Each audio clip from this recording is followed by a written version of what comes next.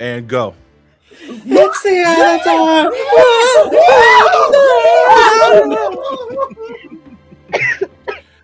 We're doing our best foaming at the mouth guy for you all. Hello, happy Wednesday. Welcome to Avatar Fallen Idol. I'm your not dying, I GM, promise. Maui. I'm your GM, Maui, and I have with me some lovely people. We're missing a couple of our party tonight, but that's okay. We're going to persevere without them. Let's introduce ourselves and who we're playing, and hold on to your plugs. We'll do your plugs at the end. So right now, just who you are, who you're playing. And let's start with Maya. I'm Iquin on Fire. I am playing Maya. And then we have Go Ming. Hi, I am Ben Guest, and I am playing Go Ming. And last but never least, we have Zhao. Hi there, I'm Josh, and I am playing Zhao Li. And I'm Maui, and I'll be running your game tonight. Thank you all for being here. I am very excited. We had such a good time last week, and I cannot wait to get back into it. So let's do that now. All right, let me go to... There we go. Oh, did I put my opening in here? I didn't put my opening in here. Darn it. I know, right? I got a close-up today. But I closed the wrong thing, and I got all ready to go, and then I didn't have it on the right flipping thing. So give me 1 second. Here we go. Okay. Fire, air, water, earth. The Avatar has fallen. A terrible act of cruelty shall bring a vicious war, and a new power will rise. Korra is no longer with us, but a small group of students shall bring a time of serenity if they can escape with the new Avatar from certain doom.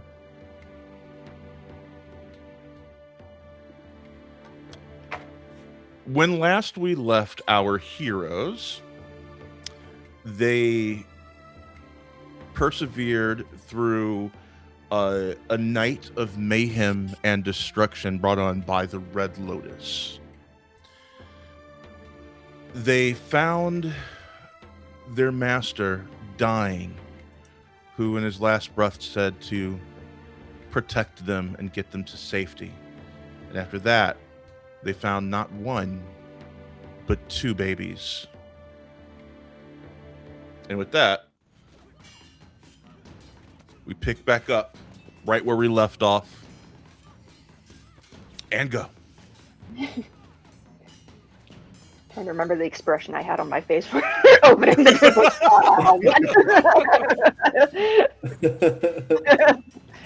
Like, yeah. I mean, first thing I guess would be about how old They are just born. Okay, You don't know exactly when the Avatar was killed, like with the moment between her assassination and where you are at now, but these babies are, I don't know, probably under an hour old. I'm too young to be a parent. Feeling the responsibility all of a sudden. But yeah, I guess that'd probably be the first thing running through my head is just kind of like, okay, how to take care of tiny infants. As you're looking at the babies, Maya, you see that there is a letter tucked in between them, a scroll. And if you look in your Discord channel, I actually sent you what that letter says. So if you would like to read that, you can. And I'll also put it on the screen for everybody. Pulling that up. My dear children, if you're reading this, I am no longer with you. We kind of figured that part out. For that, I am sorry. I am also placing a great burden upon your shoulders, and for that, I'm also sorry. trying not to be snarky right now. It was never my intention to draw you into all of this, but alas, here we are, absent of choice. I need you to deliver the children safely to Tung Fa, the proprietor of Serenity in the Southern Water Tribe. When you find Tung Fa, give him this Pai Sho piece. He will ask you who knocks at the garden gate. You must respond, one who has eaten the fruit and tasted its mysteries. Okay, we need to not lose this letter. I have it on the authority of Guru Janora that one of these children is the next avatar, but when I arrived, the family had given birth to twins. Until we are sure of which one is the avatar, we must deliver both to the order. Unfortunately, the parents were slain by the Red Lotus. You must remember, family is often born of blood. Don't stop that. But it does not depend on blood. I ask all this of you because you are my family. All my love, Valar. So we need to take the Avatar and their sibling to the South Pole? That seems to be the general consensus, yes. And Why? the least scary option, maybe? Why us? Is this what Valar's been training us for this whole time without telling us? Well, he obviously trusts us enough to get this job done. So Yeah. we say we honor his final wish and we do this. I mean, yeah, I did definitely want to do right by, defenseless little ones, but, yeah, this is a lot to take in. Okay.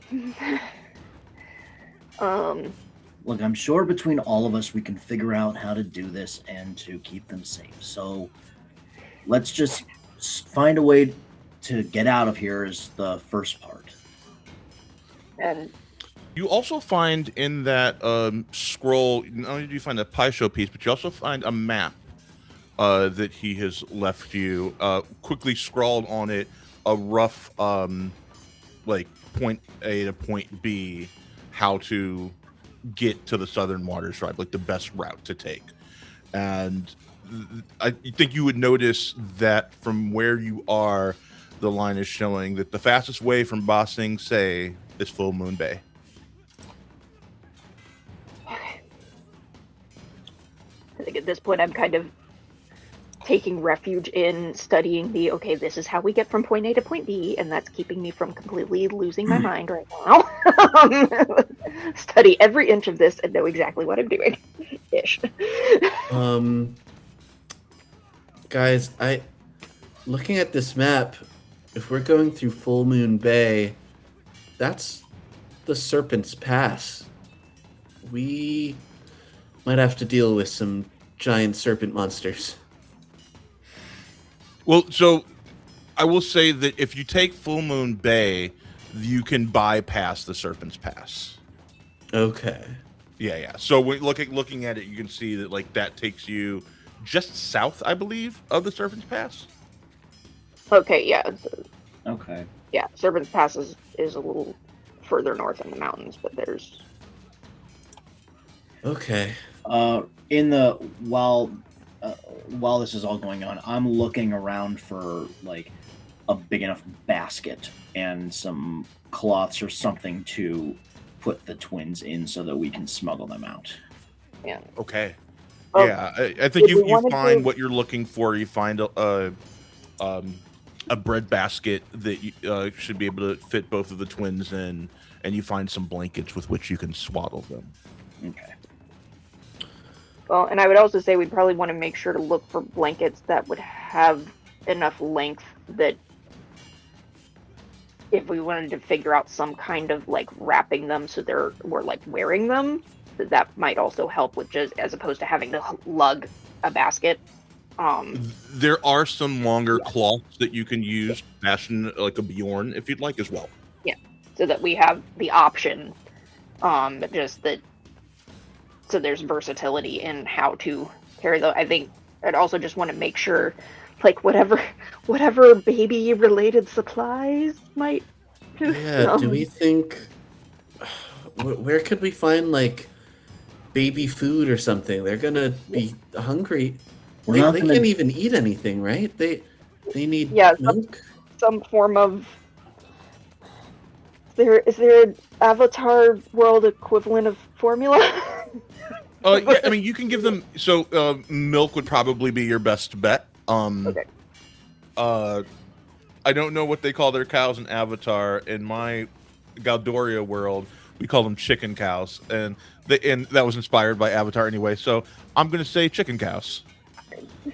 Parenting brain is trying not to go overboard with the Yeah, what is Whenever we- actually nutritionally it's equivalent. very nutritious. It's so nutritious, it's crazy. Whenever we have to feed these children, we're not going to be able to do it here in the city. Our first objective is to get out of the city and to safety. I mean, Yeah, that's- well, we I'm all for tried that. It's to- just I wanted to make sure we had something on hand so we don't get out of the city and then like, okay, now how do we do this? Yeah, we need to It- get it's supplies and get out at the same time. What's the nearest like supply like grocery store basically or market stall that I think would have? My thought was going to be like the school. If we're at the school, I presume the school has kitchens of some kind. You look outside and you see that battles are still raging. You can certainly try to get to like the kitchen and to like the larders, but things are pretty hot right now here. Like I even will within the school. Yes, the school has been overrun by the Red Lotus. Everything is kind of on fire, and there's fighting everywhere right now, like all around you. Okay, we need That to doesn't mean get that out you of can't this get to the room. larders. It just means you have to, let me This know is how you get to the larders. This is going slightly meta for a little bit, but I feel like at some point in the time that I have been at the school, I would have been very good at finding any like surreptitious ways to move around in the village, like any kind of secret passage or emergency route or something that would. Okay. What move would you like to do to try and figure out like the best route to the larders? Well, basic.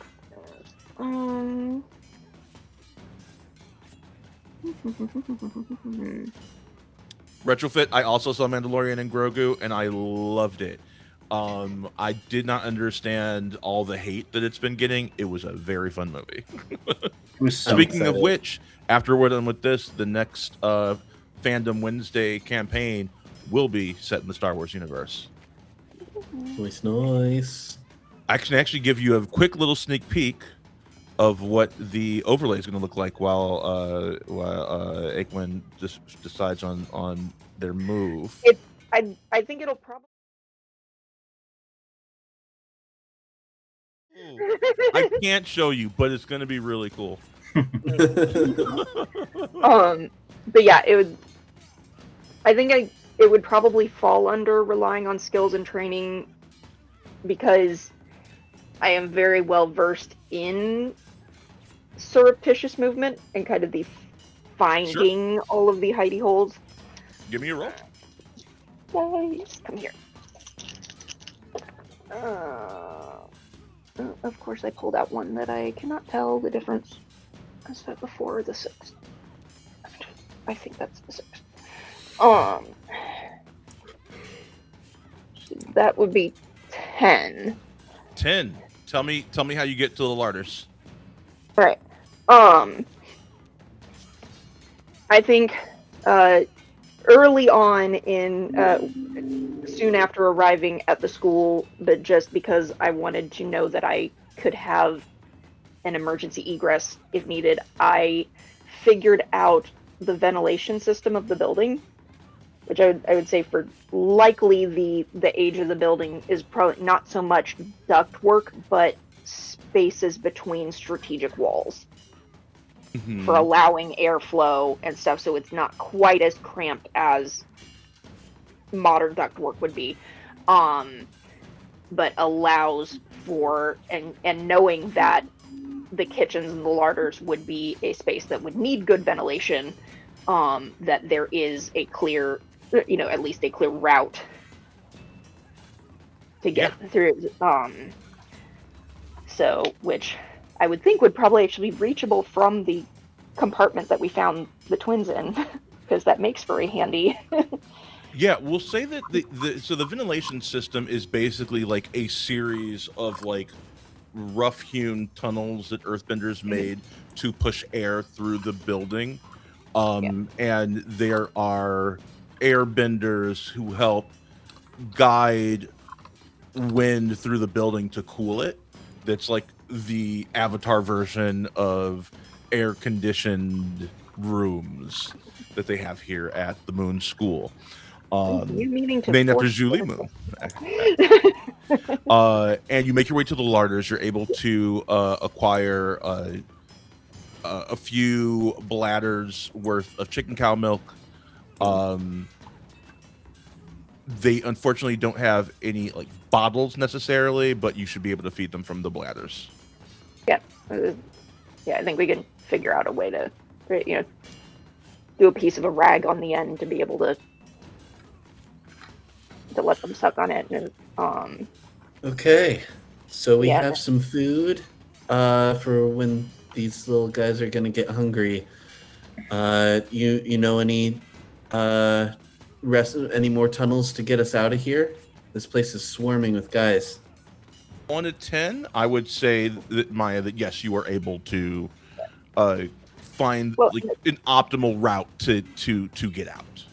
well, and particularly with the kitchens, again, needing that ventilation, that I think it would be fairly close to the kitchens. Yes, absolutely. And there's actually a tunnel that kind of goes straight to the outer wall, which is where all the hot air is pushed out to. Yeah. So you're able to make your way out through there. Nothing's running right now. There's no airbenders pushing air through to cool the school. So it's pretty cool. You don't have to worry about the babies at all. Yeah. And with that, you make your way out Sneaky. of the school. And you are now just outside of the outer wall of Ba Sing Se.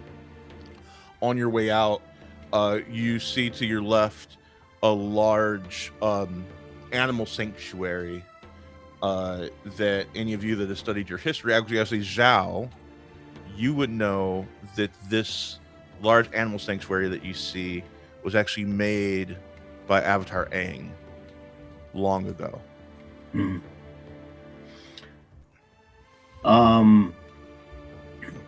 I would assume that obviously the animal sanctuary, since he's made it, has probably grown or has added other like features and animals to the zoo. Any chance we may be able to find a flying bison exhibit in there? So flying bisons are kept at a sanctuary somewhere else.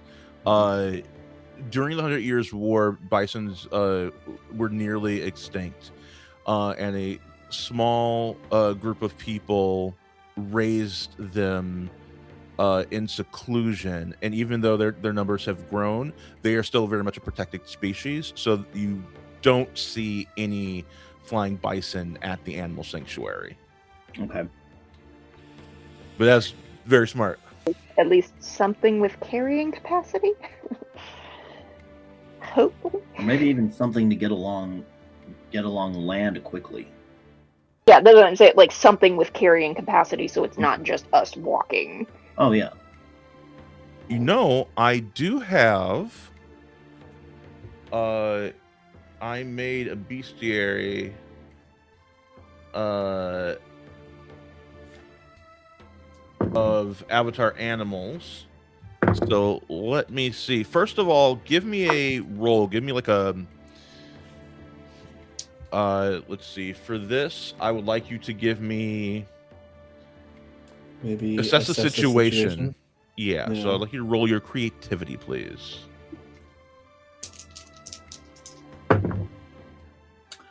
That's gonna be 13. 13. Oh my goodness, great roll. Let's see. What can we say is large enough for you?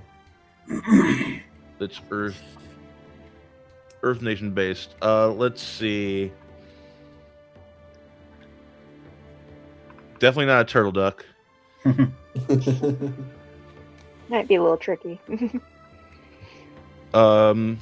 There is a badger mole, I think, that could potentially carry at least.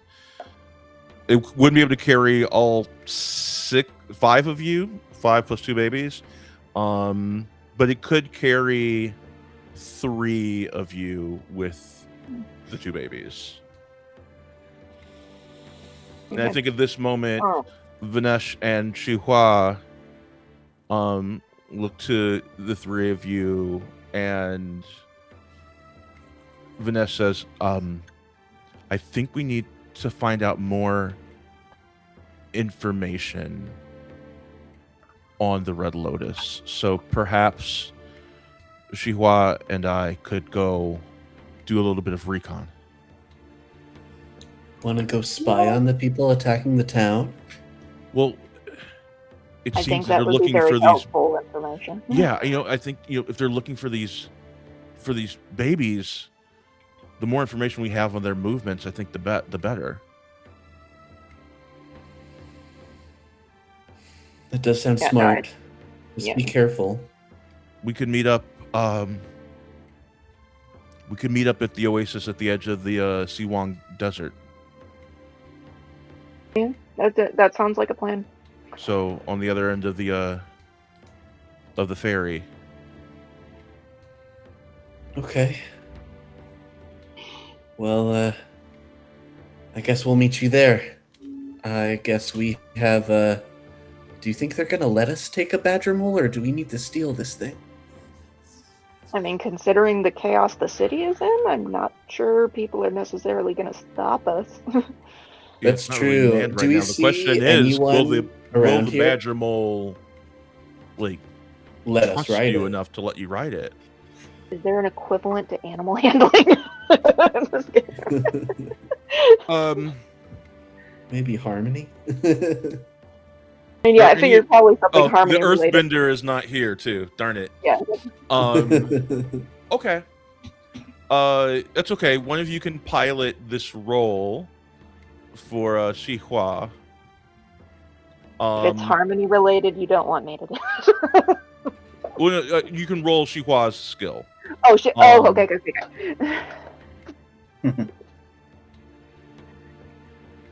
I think for this we're gonna do a plead with an NPC. So you're gonna roll your harmony. Okay. So what's Shihua's?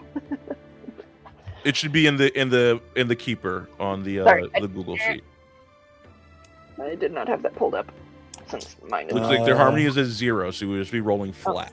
Okay, cool. And that's not difficult to do.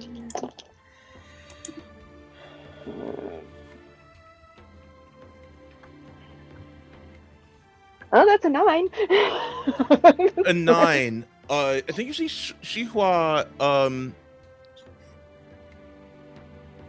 begins to go through some earthbender movements, and you see the badger mole begin to do the movements as well, and it's almost as if they're speaking through movement. But Zhao, you remember badger moles are blind. That doesn't make any sense. And then you realize that the badger mole is responding to the vibrations. And it's like they're speaking through vibrations. And after a while, the badger mole kind of puts its head down and like covers its nose. And Shihua says, I think she's hungry. Perhaps if we fed her, I bet you these animals haven't been fed because they're evening time meals because of the attacks.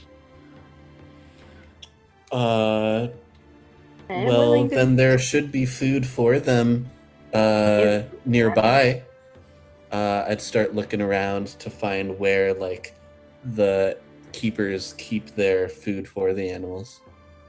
You find a small shack kind of like at the edge of the sanctuary, and this is where like the keepers live. It's pretty much empty. There's only one person in there, and he's just got his like feet up, and he's like strumming on a guitar. And when you go in, he goes, "Oh, hey, can I help you?" Yeah. I don't think. Isn't it time for the animals to get fed? "Oh, I don't know. I just clean out the cages. Oh, well, No one's really been around today. I don't know why." Were you not aware of what's happening outside? Is something happening outside? Bossing Say's being attacked. Whoa, that's crazy. Under attack, Yeah. under attack, under attack, under attack. Dun-dun-dun-dun-dun-dun-dun. It starts like just I think- like shredding on his guitar. While he's jamming out, he does not seem to be the kind of guy to stop us from doing anything, so I'm just gonna ignore him and look around and try to find what looks like badger mole food. What are you looking for, little lady? Food for the badger moles? They looked hungry. Oh, hey, do you think like maybe we could feed them? Yeah? Time to feed the badger moles. Time to feed the badger moles. Dun-dun-dun-dun-dun-dun-dun. And it just starts jamming out. And as he's jamming out, he starts leading you guys through the place to the back, and you see like where they store all of the food.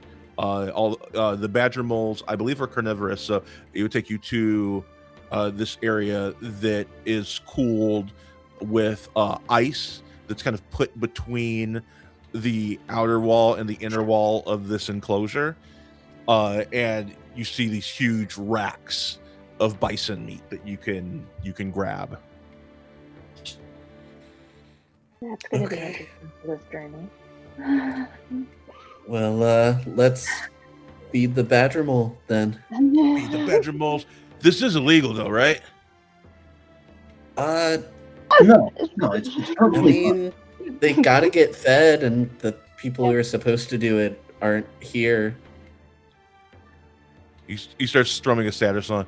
Badger moles gotta eat. Badger moles gotta eat. Badger moles, feed the badger moles. And he keeps singing this as he leads you back to the badger mole enclosure, and the one that Chihua bonded with comes up first. As tell me what happens as you begin tossing meat to the animals. Is this guy still playing? Yes. Or is the badger mole reacting to it? The badger mole begins to like wiggle her hips to the music. You know, like that. You know, I'm obsessed with this meme, so I always like try and put it in wherever I can. You know, the meme where like Shaq's doing the wiggle, wiggle, wiggle, and then Yeah. Oh god, cat is wiggling his butt. the butt. Kind of doing that. Oh god. I like Amazing. to think that the badger moles like use earthbending to like help them eat and almost like have utensils, and so like they like use earthbending to have like little earth blades come up and like chop up the meat into bite-sized pieces, and like have it like a little platform, like fling it into their mouth and stuff. Absolutely, I love that. I'm kind of halfway between wanting to not meanly get away from this guy sooner rather than later, because it's just like, oh dear lord, what is he doing? But at the same time, kind of like, well, if this works, it works, I guess. Conflicted feelings right now. And as you finish feeding the badger moles, I think You look around and you realize that there are a lot of animals here that haven't eaten. Oh boy. And Go Ming, I think I would like you. I think I'd like you to roll on your principal. Ooh. Yeah, this My- feels like a moment. What? So, for your principles, what are your two principles between your balance? I have community and excellence. Community and excellence. Okay, so as you're looking at this, I think there are two different kind of paths to take. You have to go, and every minute you spend here is a moment that you could get caught. Excellence is understanding what your mission is. Community is seeing how scared these animals are. So I would like you to roll your principal. Where do you think you are right now on your track? Because we never really established where you guys are on your track. We could say that you started at center, but this is pretty stressful, what is happening right now. Do you think the stress pushed you towards community or pushed you towards excellence? I think Go is very much a person who's always striving for excellence and is, I'm playing the Prodigy playbook and everything. So I think that my home is a little bit more towards excellence, and especially when I'm stressed, I lean into training harder and pushing myself harder rather than leaning into my community to help me, I think. Okay. So I actually take it back. I said live up to your principle. It actually would be shifting your balance. I think this is a moment of your balance potentially shifting. So right now you're leaning towards excellence, which means that you're probably leaning towards we gotta go. Yeah. So But should I this put... is a resist shifting your balance. Yeah. So you need to roll flat. So you're just gonna roll 2d6. And on a miss, you're gonna mark a condition, and then I would shift your balance two spaces. Okay. Let's see. That's a 10. That's a 10. So in this one, I was the call towards community because you're already in the direction of excellence. So I think in this situation, you have resisted shifting. So you were still on task. How do you see that playing out right now? So I'm on task. Should I actually have like a point towards excellence? So you did this. So do you have any conditions? If so, you can clear a condition. I don't think I do. Because you said you had a 10, right? Yeah, I rolled a 10. So you can clear a condition, or mark growth by immediately acting to prove them wrong. 2, you can decide to shift your balance towards the opposite principle if you would like. So put yourself back towards being centered. Or 3, learn what the principle is. If you already know, take one forward against them. So it's up to you. What would you like to do? I don't have any conditions, but I do have 1 fatigue. Am I able to clear that? I will let you clear that fatigue. Okay. I think I'll clear that fatigue. But it seems like I'm kind of staying on task. So I think I just kind of look to the rest of the group and I'm just like, okay, Shihua, do you think the Badger Mole will let us ride it now? We got to get out of here. We don't know when the Red Lotus is gonna be done and right. figure out that we have the kids or something. We got to go. Yes, of course. And begins to communicate with the Badger Mole again. You see the Badger Mole come up to you and turn to the side so that the three of you may mount the Badger Mole. I think I just quickly get up on there, taking kind of the front position, riding on top, and I kind of give a look to the rest of the group, like, come on. And then I look to the guy who's been playing all these songs, and I'm just like, hey, looks like the rest of these animals are hungry and scared too. Do you think you could try to get around to feeding everyone? And you should play them more of this music. I think it seems to calm them down. Oh, really? Yeah, I mean, at least this guy seems to like it, as I like pet the badger mole's head. Give me a roll with harmony. Plead with an NPC would be this roll. Okay.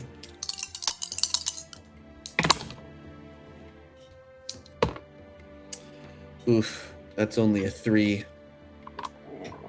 A 3. Yeah. Right. Oh yeah, I'm totally gonna feed these animals. Don't you worry. All right, they're counting on you. And I kind of look to you guys on what you think about that, but definitely giving a look on like we need to go. Shihua says quietly under her breath to you, he's lying, but we'll feed them before we go to do our recon. Okay. That works. I appreciate it. I want to help these guys. I want to help everyone, but these babies are the most important thing, and staying here would just mean potential danger. Whoa, you guys got babies? Cool. Yeah. Yeah, they were just born. You look a little young to be a mom. You made bad life decisions. It's okay. I don't judge. I make bad life decisions all the time. Sure. I'm a little bit done with this guy now. Like, not no ill will towards him, but It's like this burnout fucker. And Shihua softly pats the badger mole on the butt, and the badger mole starts moving with you all. We need a name for the badger mole. What are you going to call this badger mole?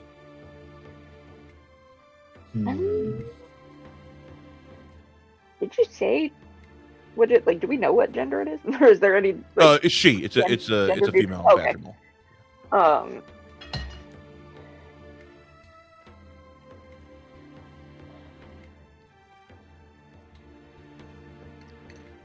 I mean, I suppose one thought would be to just kind of honor the late Avatar. First thing that happened to pop into my head. Cora, is what you're saying? Yeah. How about Coco for short? I like Coco. I can go with that. Yeah, that sounds good. Okay. So you got Coco the badger mole, and you Maya does not know how to normal right now. And you make your way to Full Moon Bay, which is where you know that the fairies are, like looking at the map. When you get there, unfortunately, though, you see a pretty sobering scene. The place is swarming with Red Lotus members, and the fairies have been destroyed. Oh, God. And you see that Earth Kingdom citizens are being rounded up by Red Lotus members, and anyone with a baby is being separated from that baby. The babies are being confiscated as they are. What's the nearest cover right now? You tell me. Like you're not like in there. Like you're close enough to see that this is happening, but you're not like actually like engaging. Like they can't see you at the moment. You can tell me where you stopped. I'll give that question to you. You haven't said anything in a while. Or anything that puts us out of sight line. Yeah. So Zhao is kind of scanning the entire coastline of where we are near the bay, and looking to see where the quickest path is to get to another portion of land that is not infested with the Red Lotus. Scanning the area and looking at the map, the only place you can see that isn't swarming with Red Lotus is the Serpent's Pass. And that's for a pretty particular reason. The Serpent's Pass is an incredibly dangerous place to try and cross the lake. So most people stay away from there. And so since it's not very populated, there are no Red Lotus there creating a blockade. I thought we were gonna be able to avoid the Serpent's Pass. Well, given our current situation and what we see before us, I don't think that is an option. Our only course is to make for the Serpent's Pass. I can. Yes. So how far roughly does it look for me to get to the Serpent's Pass? Is it a pretty long distance? Yeah, it's going to take you all probably the better part of the day to make it to the pass so that you can begin to try and cross. Okay. I mean, as long as we can stay out of sight. I guess mean, yeah. we're on a badger mole. Do we think we could like tunnel there or something? Do any of us know how to conduct her to do that? No. Maybe if we just head in that direction, it'll want to do that. I don't know. I'm kind of Seems bummed like that they like to tunnel. one of my moves available to me is like gleaning information from watching someone interact with another person, but the fact that it says another person, I'm pretty sure I couldn't necessarily pick up what she was doing. You can certainly try. Well, but it's also it's based on specific, so it's based on the roll. It's the like on a 7 to 9, I can ask one of a list of questions. And on a 10 plus, it's asked 2, but it's like specific questions. It's not just open ended. You don't have to stick to the questions just on the sheet. You can Okay. ask any question, and I am telling you can do it. So go ahead and give me a roll. Yes. How do I imitate this? Do I give chances to? Okay, that's the 6th. I had to pick all the fun dice today. So that's a And what is that rolling with? It should tell you. What The move should tell you what you roll with. Oh, sorry. With focus. I can read. 12. That's a 15. Oh, wow. A 15. I rolled a 12 on the dice. So. You have a +3?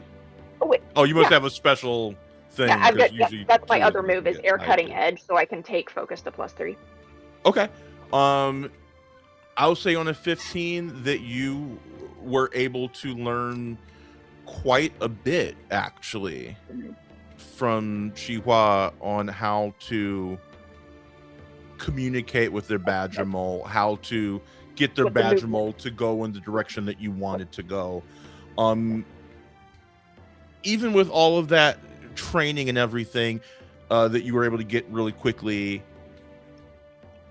there's only so much that you can communicate. You can't really get it to, it doesn't understand English. You can't get it to do like anything, but you're pretty good at kind of intuiting like how to connect with Coco. Yeah. And I think the Coco has move- kind of taken movement a liking to is- you and Mhm. is really kind of imprinted on your scent in particular. And Maya, you are Coco's person. I'll take that. As I'm kind of noticing that you're like building this bond as we are making our way towards the beginning of the pass, I'm kind of just like, do you think you could communicate that we're in danger and we need to move in a way that's hidden? Do we need to I hide? can try. I can try with it because it. I would see this as it was probably watching specifically the movements that Shihua was doing, kind of the like Vibrations and stuff. what intentions with like what something being urgent versus trying to be friendly, or like kind of the Yeah. vibes. See if you can trigger its response of like another Badgermole saying that we're in danger and need to hide. Yeah, it's kind of like, so yeah, attempting that as much as I can to urgency and need to avoid danger. and she gets it. She feels kind of the urgency and the danger, so she moves as fast as she can to get you to the Serpent's Pass. There's a couple times where she stops and she burrows underground for portions of this ride to the pass. She does actually take you all underground. Nice. On those moments you cannot ride her. You have to follow behind her and kind of like walk the path. And then after a while, like she'll stop and like feel the vibrations of the earth around her, and then head back up.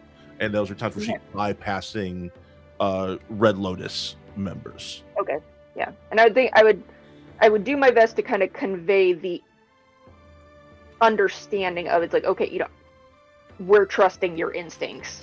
That is, like we'll follow her lead in that of when we're going under or over, like. Yeah. So. And as you get to the pass, you happen upon two young people that are also looking to take the pass. They see you and they wave. Clearly Coco did not react to them, so Coco didn't think them a danger. And they kind of wave and they say, "Oh, hello. Good journey." Yeah. Why are you shushing me? Just trying to avoid attention. There's scary people that have been willing to talk going around. Just saying, let's keep it quiet. But yes, hi. Okay. Well, there's really no one around here right now. We've been here for a couple days. Where were you coming from? Oh, we're getting ready to cross the path. The pass. Where are you trying to go? Oh, we're doing a pilgrimage. We're from one of the colonies right outside of Ba Sing Se. We left a couple days ago, and it's just something that our family does. I should introduce myself. My name's Asper, and this is my sister Faith. Hi. When happened in Ba Sing Se. We'll just say that much. So. Oh, okay. Well, no. So I don't know. What we do is we cross the Serpent's Pass.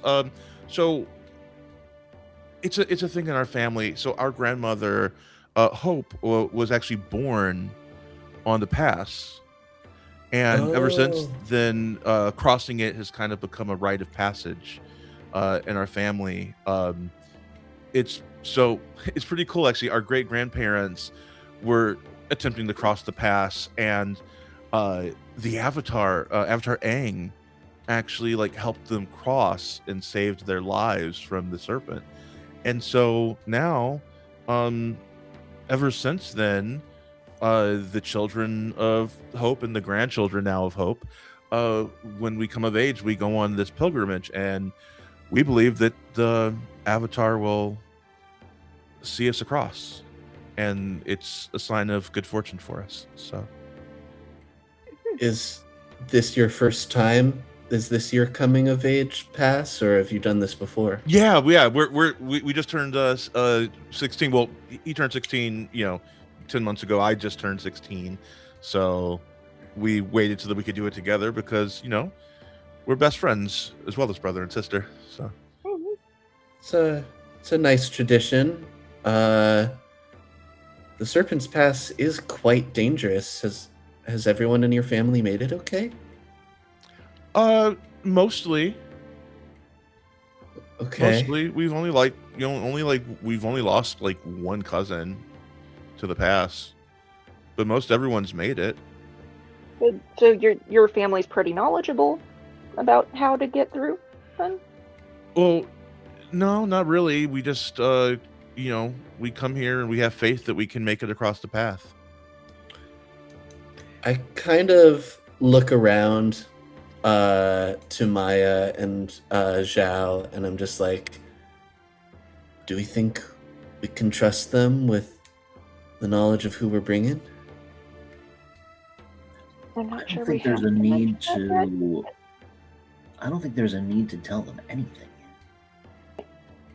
I think we can just refer to, we're taking care of family. It doesn't have to be more specific than that. Xiao, but- I think, is analyzing just the entrance to the pass. It's like the Serpent's Pass itself, and he's kind of just calculating in his mind: is this something that we can do? Is this something we should do? Is this big enough for a badger mole to go across? It is just wide enough for the badger mole to cross with you, I would say. I will tell this these two youngins. Are they younger than us? About our age? A little older than us? They are about 16, so I think y'all are probably around that same age, correct? Get comparable within a year or two. Yeah. Some of you might be a little younger, some of you might be a little older, but generally around the same age. And the direction they're going is certainly taking us away from Ba Sing Se.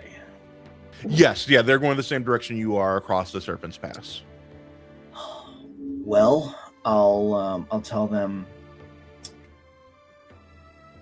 We seem to be headed the same direction. Perhaps we can help each other out, get across. Oh, maybe the What's the Avatar number? sent you to help us get across. Yeah, well, I mean, she's a very busy person. She can't come herself, but maybe she put us on a path to meet each other. I kind of gesture to the babies and say, we have our own little baby hopes that we're hoping to get across, so Avatar's blessing would be great. What are their names? They're so cute. And you see the two babies begin to like coo. Oh god. Well, We haven't. that I mean- one is Agni, and that one is Kai. That's a terrible name. That's like a duel to the death name. Are you going to make these babies fight?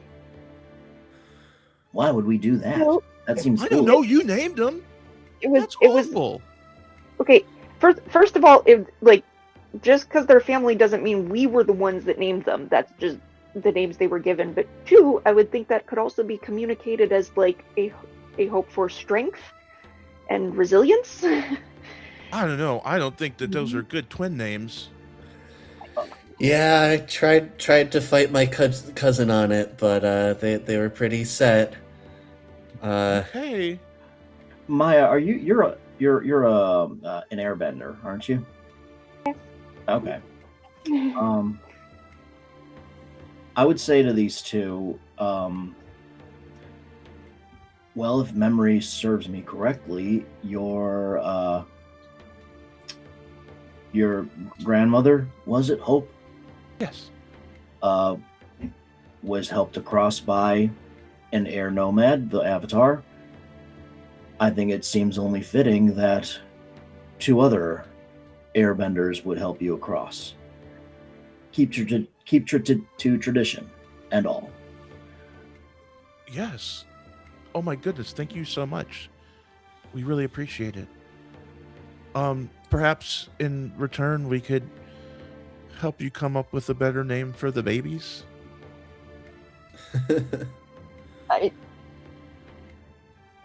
I'll leave that up to you. I mean, if something comes about, I suppose. This is really Well, it's straying out of said my it's- territory of what I'm comfortable with. Well, it's said that it is good luck to name a baby on the pass.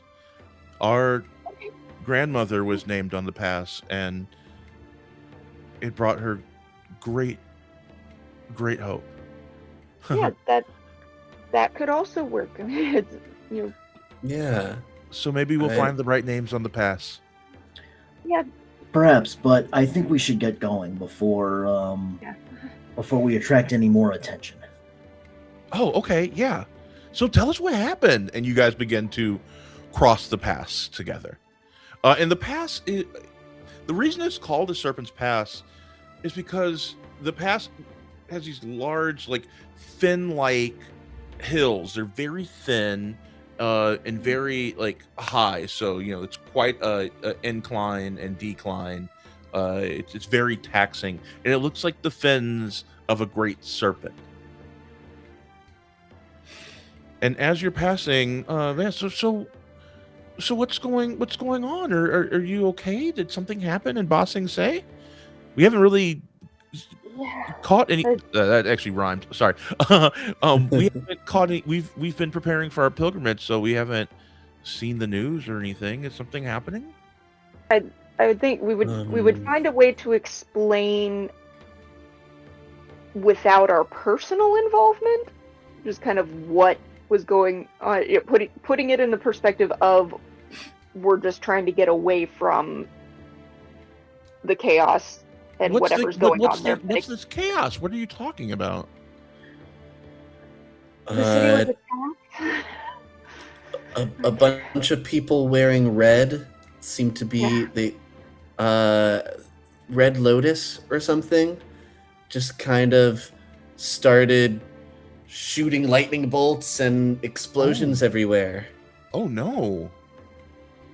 Yeah, they God, they believe blew the up my Avatar family's blew- restaurant. Oh my gosh, I'm so sorry. I Go, didn't was even it? know about that. Yeah. I'm so sorry, Go. Well, Aang willing, Avatar Korra will get there and break it up. Yeah. One could hope. We can only hope. Yeah, I think we're choosing not to tell these people that Yeah, Korra's Just not dead. destroy their belief in the Avatar. But Yeah. But also, I would say it is out of character moment that not drawing attention to what that would mean. Like, it's not just the what has happened to Korra, but what does that mean for the state of the Avatar, and what are people going to be looking for or expecting, or that that just being very carefully worded to explain the situation, but not the specifics that we're dealing with. Zhao, you're the kind of like analytical one and the researcher. I feel like you kind of have a keen eye. I'd love for you to assess the situation for me right now. Okay.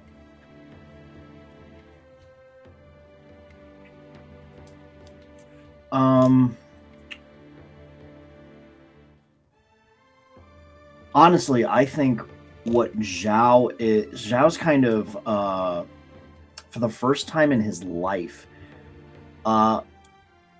almost seems a little distracted, because he realizes we've got to get across this pass in one piece, discreetly. And normally his mind would be focused on trying to make that happen. However, he also realizes that he has a book that could very well have been that possibly the Red Lotus was looking for as like as something, because I remember when he was in the library, the one Red Lotus member was basically beating up the librarian, asking where is it. Now he's not sure. He could have been talking about the baby. Yeah. Or maybe he was talking about the book. I don't know. But he realizes he hasn't told anybody, any of his fellow peers, that he has this book. I'm not sure we've really gotten to share much of anything. like Go talk about, it's like, yeah, this happened to my family's restaurant. Is like, wait, what? Well, I don't think as you're walking, Well, the three of you are up on your Badgermole, and Asper and Faith are kind of like walking alongside. I think there's enough distance if you want to have a conversation quietly, you can. Okay. I mean, I think that probably started like your family, like the restaurant was destroyed. Like what? Like, Yeah, when everything went down, I rushed back to Ming's to check on my family, and me and my brother Jing were able to get my dad out of there. I think my mom was already gone somewhere, but it blew up right as we were getting out of there. I think the oils and everything caught on fire, and it's gone. That's a shame. I really liked that place. Yeah. I'm sorry. Maya's struggling to figure out how to be empathetic about it. It's like genuinely wanting to feel empathetic and having no clue what to do. What are your balance principles there, Maya? So control and connection. But it actually states that I'm supposed to begin play at +2 control. So like it's set up to actively have to be working back. Yeah, I think this is a chance for you to shift that. Okay. Do you think you would be resistant to that? Do you like? Does Maya So- hold on to control as a safety blanket, or does Maya want to connect with people? I think it is a palpable dilemma.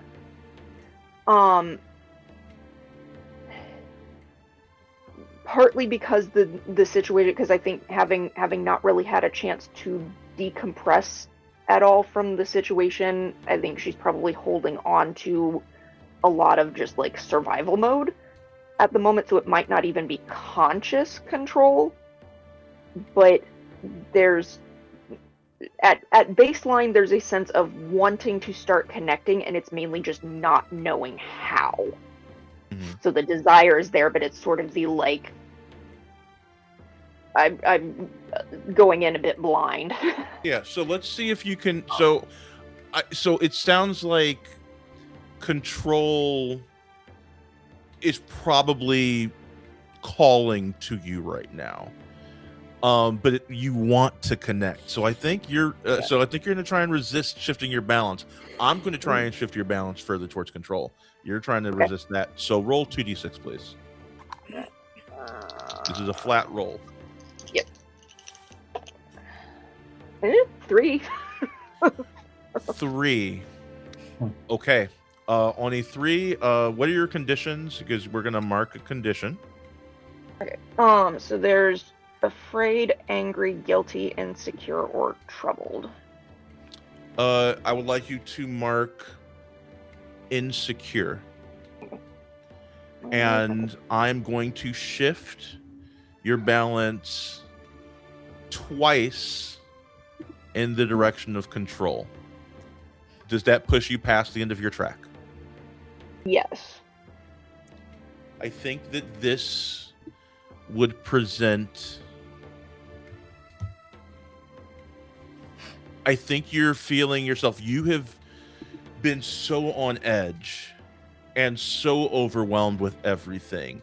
And Go is here trying to connect with you, trying to explain how she feels about what happened to her home and her family. And I think it's all too much in this moment. And you feel a panic attack coming. And you begin to see flashes of your time, your past. And you see flashes of people in red standing around you. You see flashes of you training. And I'm going to say that you lose control of yourself in a destructive or harmful way. It doesn't have to be self-harm. We're not doing that here. But I would like you to describe to me what the loss of control seems like. I mean, my first instinct really is just kind of it's a shutdown, like just a shutdown.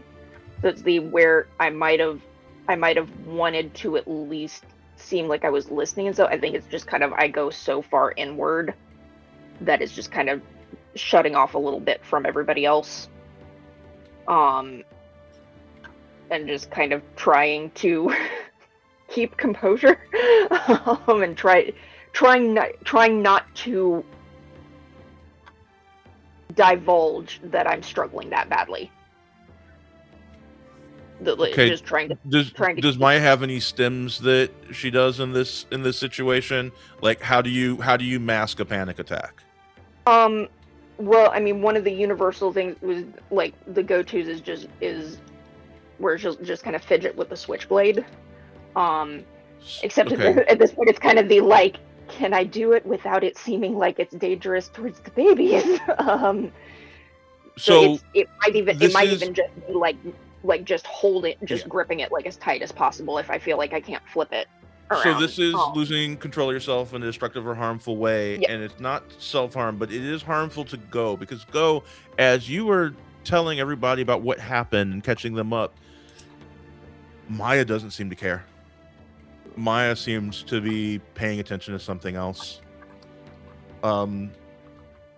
Maya's completely aloof to you in this moment and just kind of closed off and doesn't seem to give a crap about the state of your family or your family's business.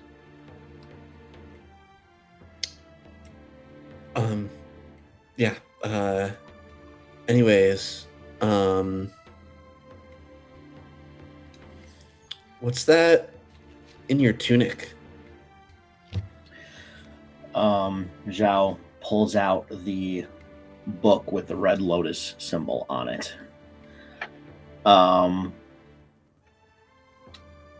was performing my regular duties in the library, and I found this book up in the higher stacks, and inside of it was this note. And I pull out the note, and it said, "What is it? It's happening today." Yeah.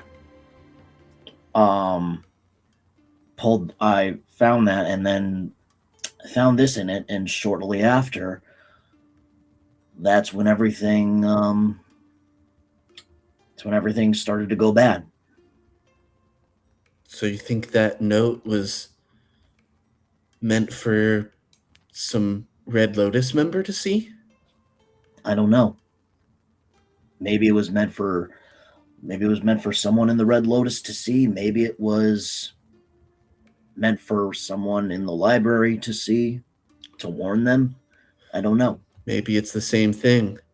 Maybe there's someone at the library who's with the Red Lotus, or someone.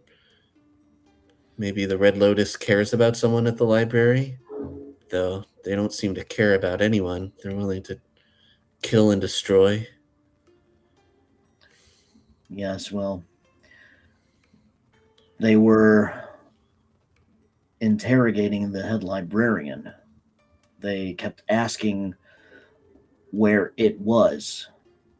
I don't know if they meant this, hold up the book, or if they meant one of them, and I nod towards the kids. Interesting. I think, like, when Zhao feels like that's kind of reached a natural conclusion to that conversation, I think he's going to open the book and start reading what's inside, because Zhao knows that when he knows that he can usually trust his mind, and researching and reading is kind of his thing. So I think he's going to try and center himself by reading and finding out what was so important about, like, what is in this book that someone had to put a note in there that said it's happening today. Yeah, roll your focus for me, please. Okay. Yeah, I think Ming was going to kind of prompt that and be like, is there anything else in the book about the Red Lotus? Let me know what you find. 8. It's a 9. A 9. Okay. You do manage to find something of interest in here. in this book, it talks a lot about the history of the Red Lotus. It talks about the history of the White Lotus as well. It talks about the time of Avatar Yang Shen. It talks about the importance of identifying who the Avatar is. When an Avatar dies, they are in the moment of death. They are reincarnated. So, like, the moment of death is also the moment of their birth. And over the years, people have figured out ways to identify who the Avatar is. Over the years, over the lives of the Avatar, there are toys that previous avatars have played with. And when an avatar is born, one of the ways that they are found is by putting out a set of toys that previous avatars have played with.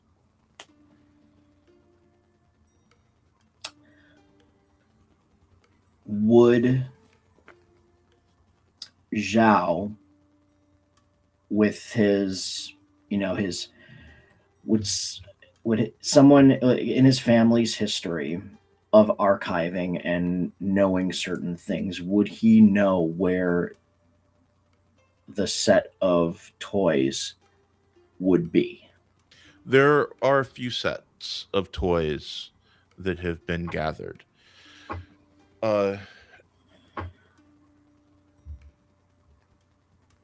don't think you rolled well enough to know where it is. And as you're trying to figure out where it is, and as you begin to look through the book and get frustrated that you can't find the information that you need, on a 9, you do it imperfectly. So I think in this moment,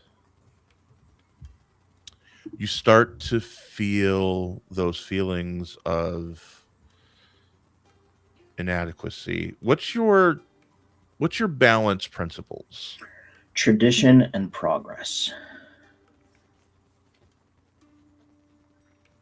And right now I'm dead center.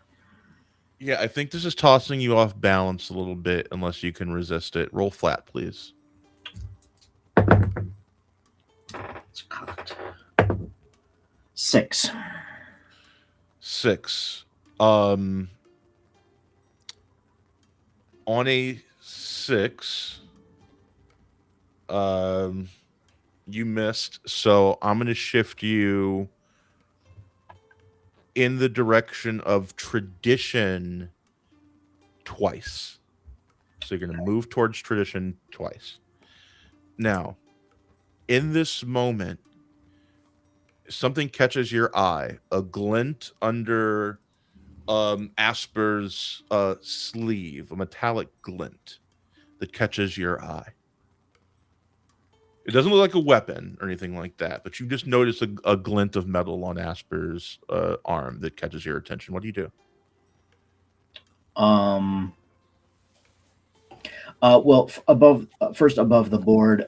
So I see it's tradition in progress for my balance right now, and then both. Oh, you froze. Is everyone frozen or just Josh? Oh, I pushed him so much towards tradition, he reverted back to a time before electricity. There he is. Sorry about that. Don't know what happened.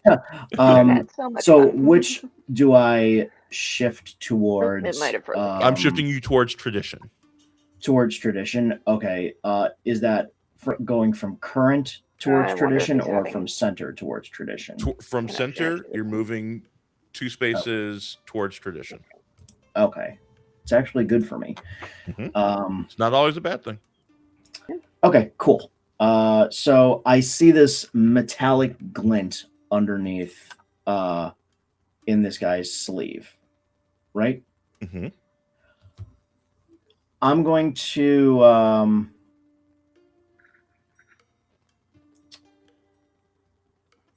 ask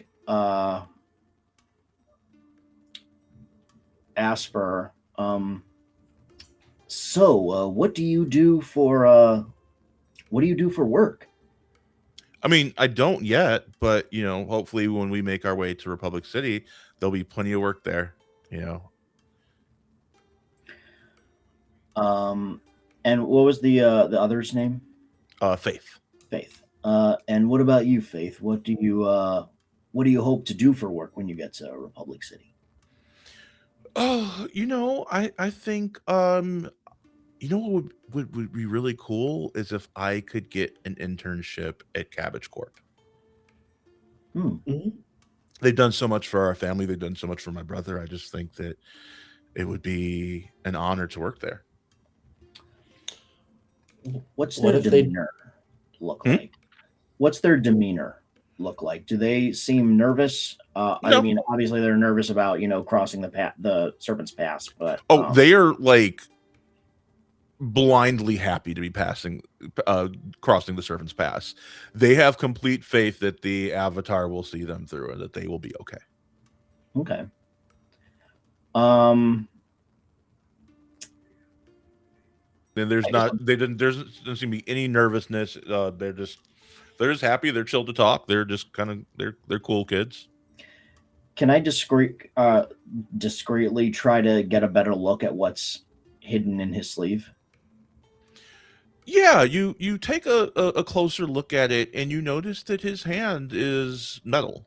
It looks like it looks like a metal hand. Okay.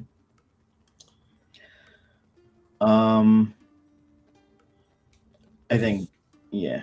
Go I ahead. think Go maybe says, um, what all has Cabbage Corp done for your family?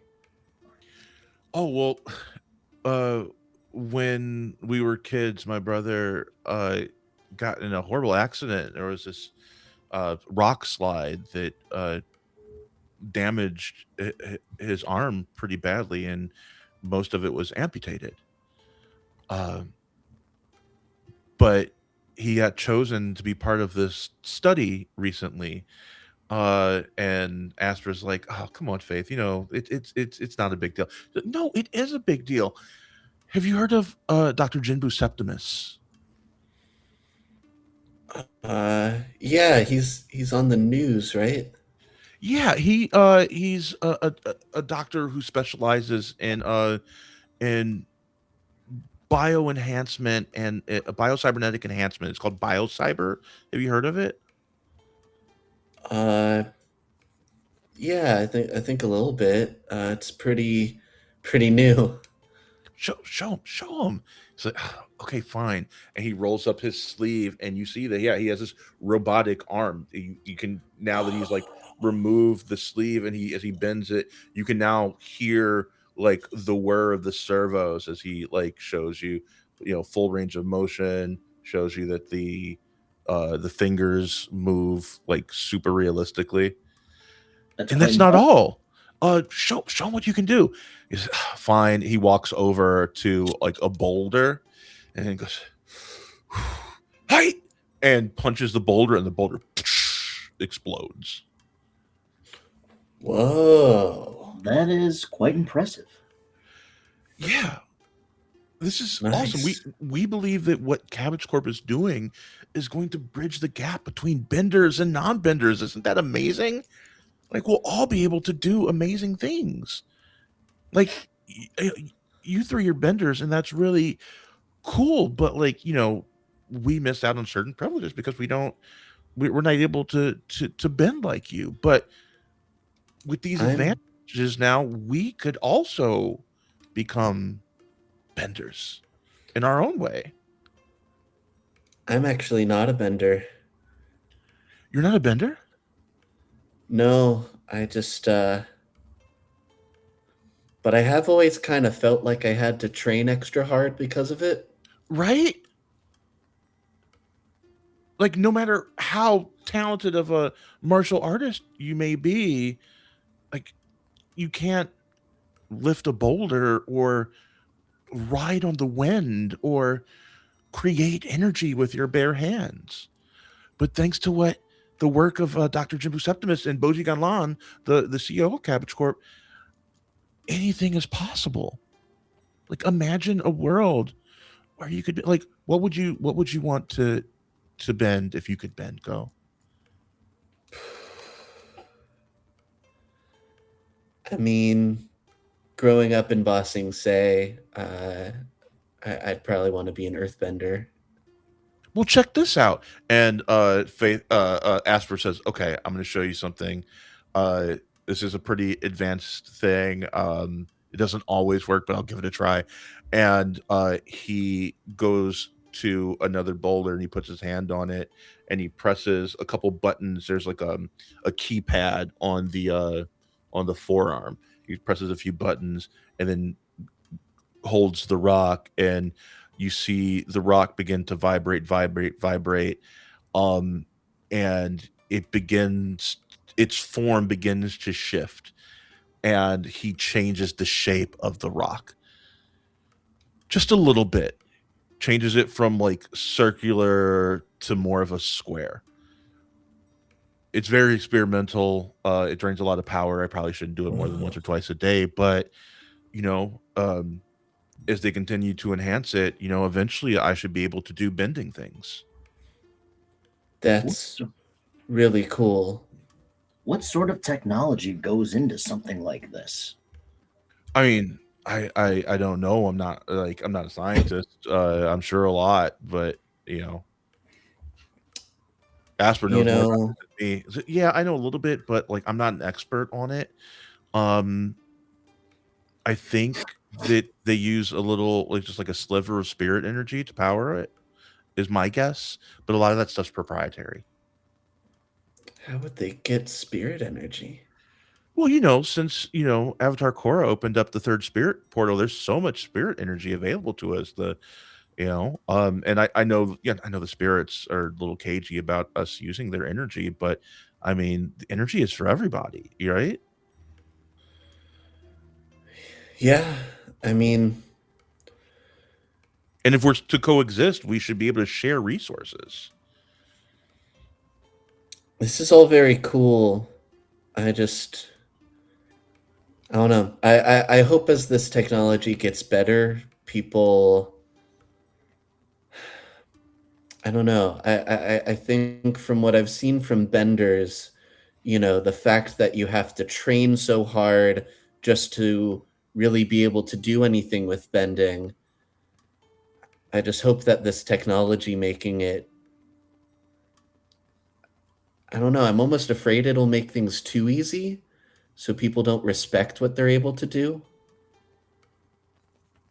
I Yeah, I just, guess that's a possibility, but isn't that a possibility with any advantage, really?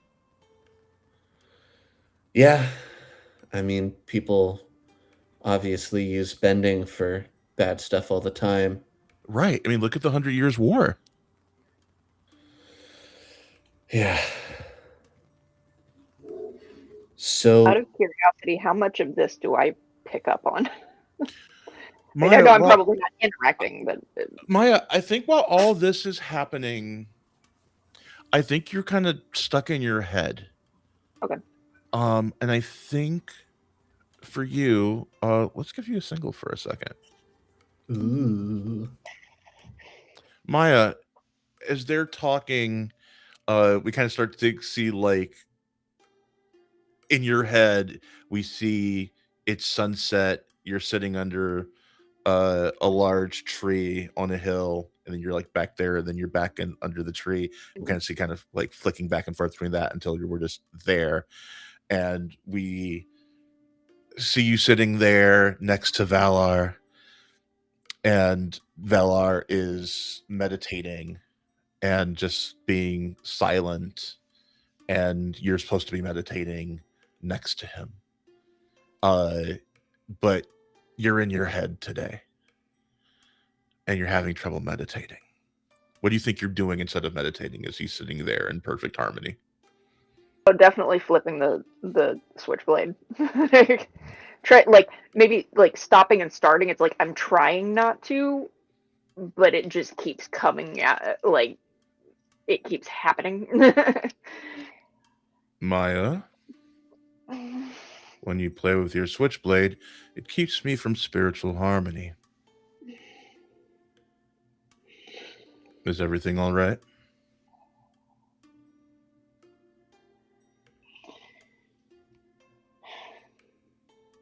I guess there's no point in lying about that. No, I would know.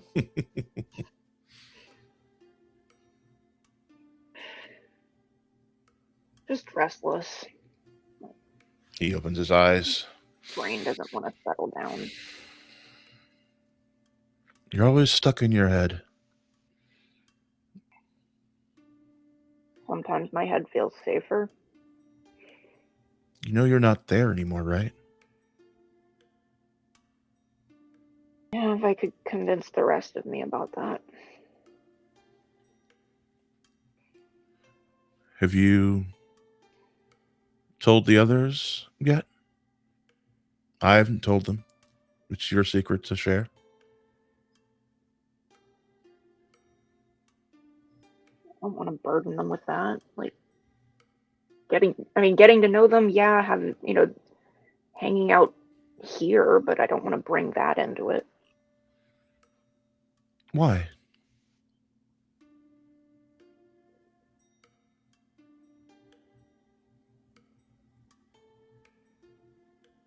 Feels like it would ruin everything.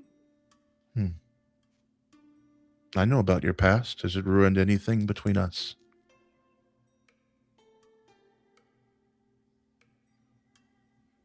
You're older. I mean that in the best Oh. possible way, but it's Oh, you wound me, my heart. Oh. but really, like, it's No, really, take me to the infirmary. I can't take this old slander any further. I meant that as almost a better thing. It's like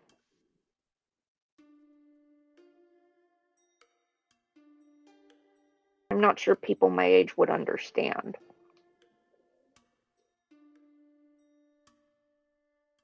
Valar holds out his palm, and you see a butterfly land in his palm. And above the table, Maui has a fear of moths and believes that butterflies are just colored moths. So this shows love for you in this moment. um, and you notice that the butterfly has a scarred wing. Like it looks like it was at one point hurt and but is better now. I met this little one a couple of weeks ago. Often flutters around this tree. And his wing was broken. I found the piece of it. And I found them. And I glued its wing on. And we have been friends ever since.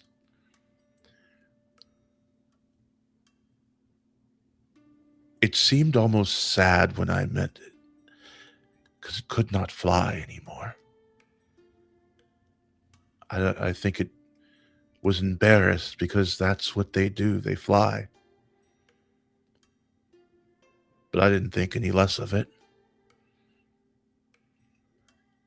And because it shared a bit of itself with me, I was able to help it.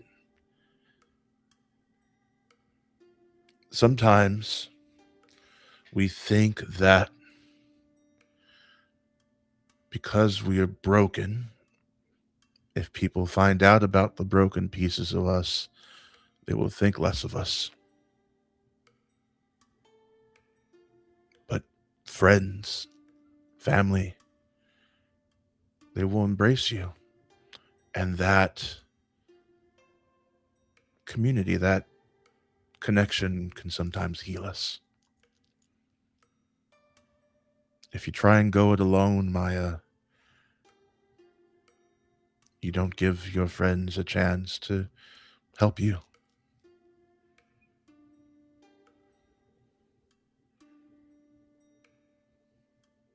I don't think Maya has a response to that necessarily, but I would say at that point, the switchblade hasn't been moving. Hmm. If it, Shall we meditate again?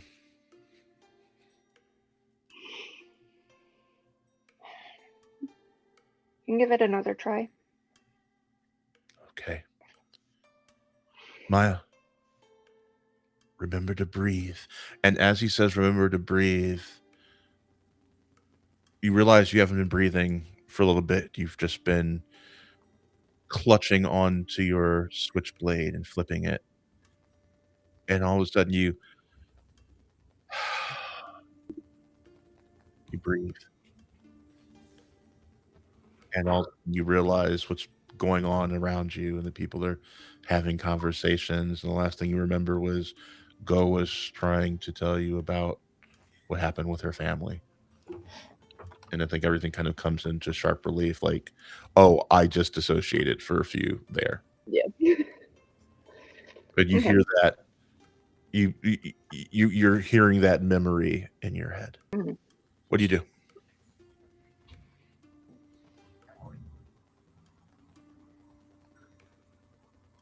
I think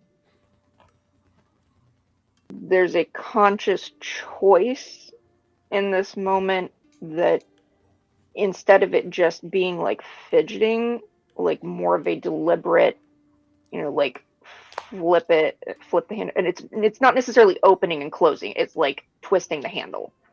So it's not the blade going in and out, but kind of like flipping it in my hand with a breathe in, flipping it with a breathe out. So it's almost kind of using that as a bridge, that it's like maybe it's not immediately letting go of it, let go of the stim in that moment, but pairing it with, okay, maybe I can remember to breathe, and kind of giving it that cadence And instead of it just being like a fretful. and as you do that, we go back to Goming and Zhao. So Zhao is kind of has, I think, finished reading through the book a little more, and he's now just kind of scanning ahead to see how far we've come through the past, how much farther we need to make. Yeah. And also, I guess, checking up on Coco. Okay. Why don't you talk amongst yourselves for a second? I'll be right back. I have an emergency I have to go take care of. I'll be right back. Talk amongst yourselves. Don't leave dead air.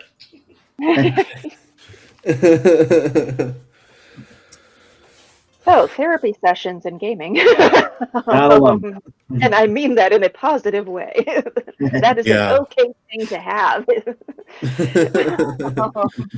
Yeah, your friends are not licensed therapists, but you can get therapeutic benefits from gaming.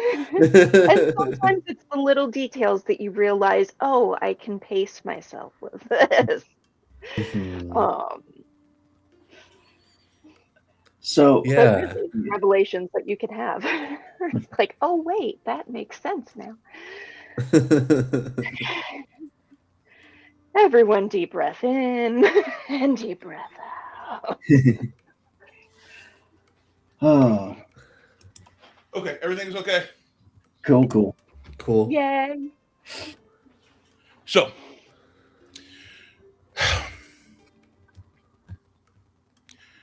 you Checking in with Coco. check in on Coco. Coco seems to be okay. Checking on the path, everything seems to be okay. And at this moment, we're going to shift the scene for a second. We're going to go back to Bossing Say.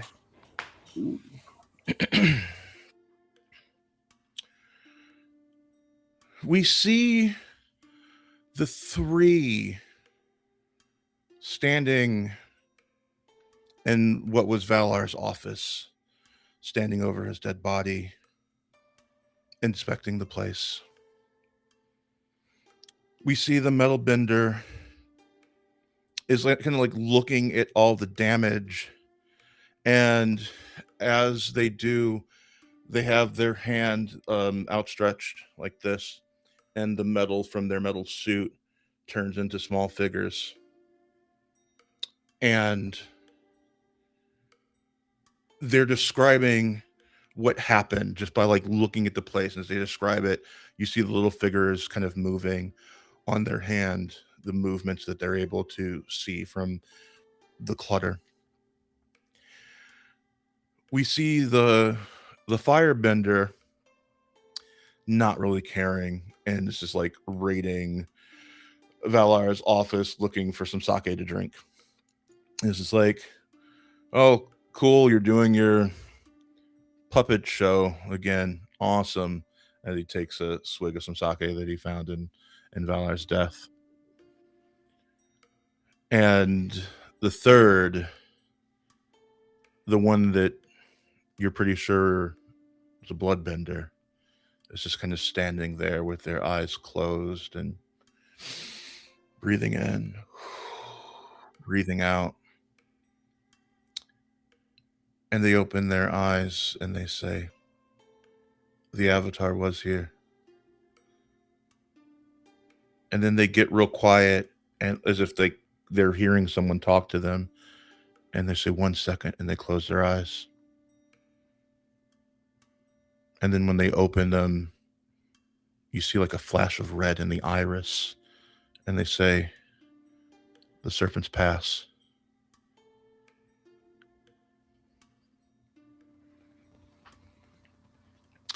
Meanwhile, back on the pass, Zhao, as you are still kind of surveying the scene and everything, your nostrils get assaulted with something rank. Like a sulfuric smell coming up from the lake or something. And you look over the edge of the pass and you notice that the water looks super murky. And there's a large amount of like flotsam and jetsam and scum like all over the lake. It looks gross. Does it look like natural, like does it look recent, or does it look like it's been like this for a while? Looks like it's been like this for a while. When Asper and Faith see this, they are horrified. This pass is sacred to their family. They say, oh no, what has happened? And Asper says, Faith, stay here. I'll go and investigate. And like without any hesitation, jumps off the side of the pass, slams his hand into like the rock and like uses it to control his descent down. Doesn't even stop to consult with all of you. Doesn't seem to be afraid of, anything. Just slides right down. What do y'all do? So I take it that's not normal. The water. No, this is a sacred place. Who would do this? Well, someone can't allow him to just go down by himself. He's just as strong as any bender, stronger even with his enhancements. I mean, if you're a bender, if you want, go down with him. I think the point there is maybe just not going alone and not whether one person is more capable than another. Okay, well, if you want, you're free to go and help him. But we have to figure out what happened to the lake. All right. The rest of you stay here. I will go down and check on him. If there's nothing else to go, we'll come back up. And I'm going to air hop like down like on any ledges that I can to like safely make my way down. You actually managed to beat him down there. Roll assess the situation for me, please. Okay. Am I adding anything to it? That is assess the situation is creativity. Cool. We're looking at a 13. A 13, you may ask 2 questions. Okay. Oh boy. Okay, let's see. You said the water is murky. There's flotsam and jetsam. There's the smell. There's the smell. Are there any bodies in the water? There are no bodies that you can see now. Okay. And then No, I take that back. You see like dead fish kind of floating at the top, but you know. okay. And then what else do I want to know? I guess is the flotsam is like all of this stuff, is it just concentrated in this one specific area? There's some very close to you, but it's kind of spread out throughout the lake. Okay. And you notice that the water is a different color than it should be. It's like a murky green instead of like the bright blue that it usually is. Okay. One of the closest pieces of flotsam that you see, you see a large metal crate, and you see cabbage core on it.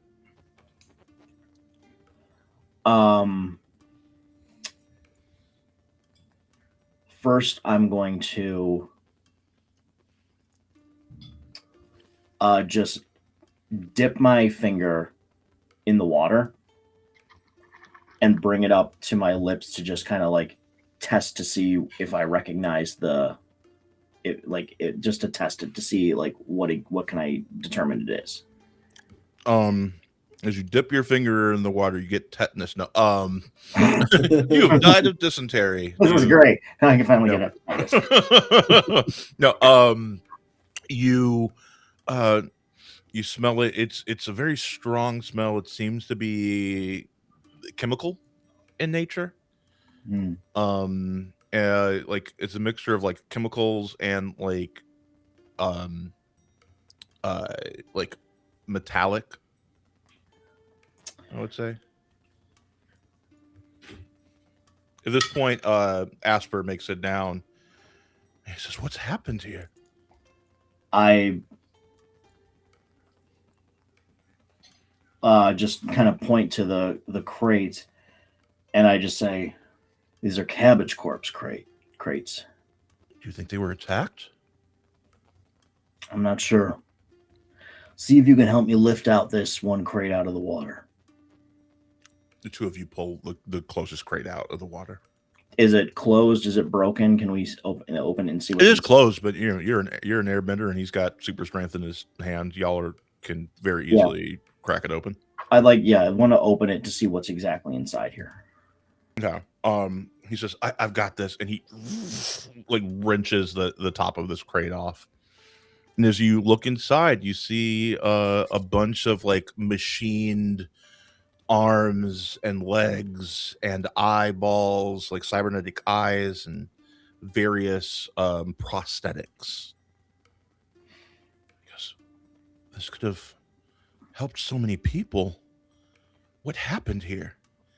And at that point, you feel a rumbling. And you see a wave coming towards you. And bursting out of the water, you see the serpent. But it looks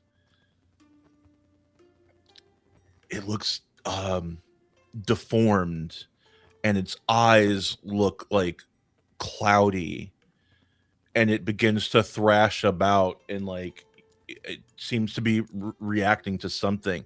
And it begins to thrash. A tail comes thrashing toward the two of you, and like hits like pretty close to you. What do you do? I say to Asper, we've lingered here too long. It's time to go. Yeah. And I want to, I guess, grab him and just kind of air tornado our way up. As you like make your way to the top, Maya, Goming, you both see this huge serpent rising out of the water and thrashing, hitting the side of the pass, shaking the entire thing. The badger mole is terrified and tunnels down into the ground without you.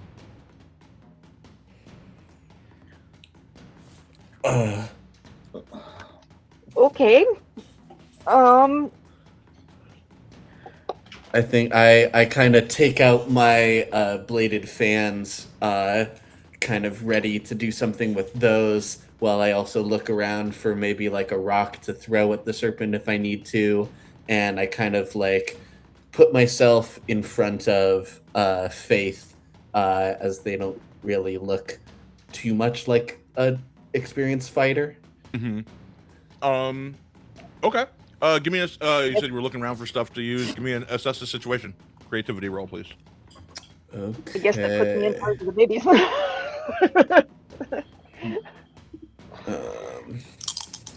They've been very good babies so far.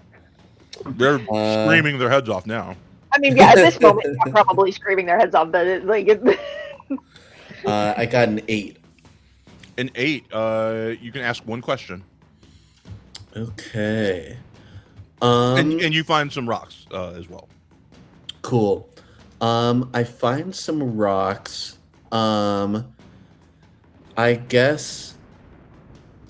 I mean, it depends on how broad of a question I can ask, because my biggest question is like, what happened here, as far as like with the cabbage core stuff being here, and I guess I'm wondering if there's like sign that cabbage core is somehow polluting this water, I think or you're too far away to get that sort of answer.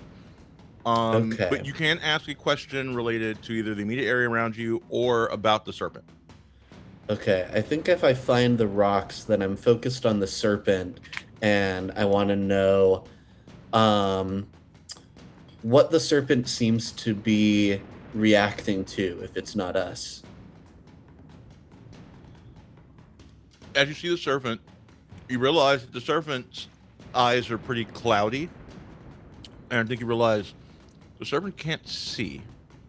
You also notice that there's a lot of like open sores on the serpent. You think it might be in pain.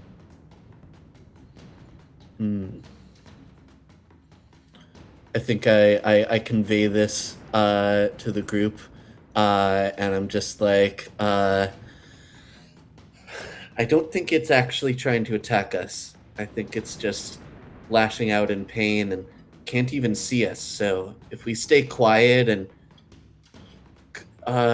Maya, could you maybe like use some wind to, I don't know, mask or diffuse our scent so it can't smell us too? Maybe it won't even know we're here. It's hurting because of what they've done. Whoever's done this to the lake, someone's attacked Cabbage Corp, and I think like whatever happened to them polluted the lake. Like, what can we do to fix the lake? What is this devastation? Where's the Avatar?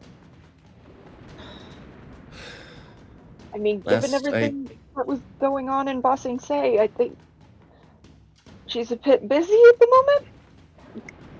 Okay, well, you're benders. Like, what can you help? What can you do? I mean, I can't. I'd have to go see what's happened to the lake. Maybe Zhao and Aster will know more. You also noticed, though, at the moment you said like we should just we should be quiet and like get to the other side of the lake. I think you clock that one of the babies is like screaming as you're saying that. Like they seem like super upset. Yeah, I think right now there's not really much that Go can think of to do about the lake.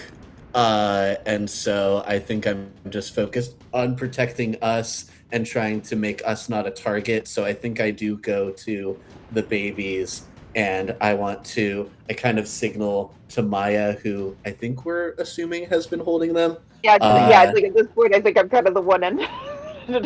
And I try to kind of take them in both arms and kind of like rock and bounce and try to start calming them down. And I So like turn one them is away. screaming, and the other one seems a little like happy and is cooing, and is just like babbling, blah, blah, blah, blah, blah, and it's like eyes are like trying to open, but like can't really, and it's just like making like silly noises.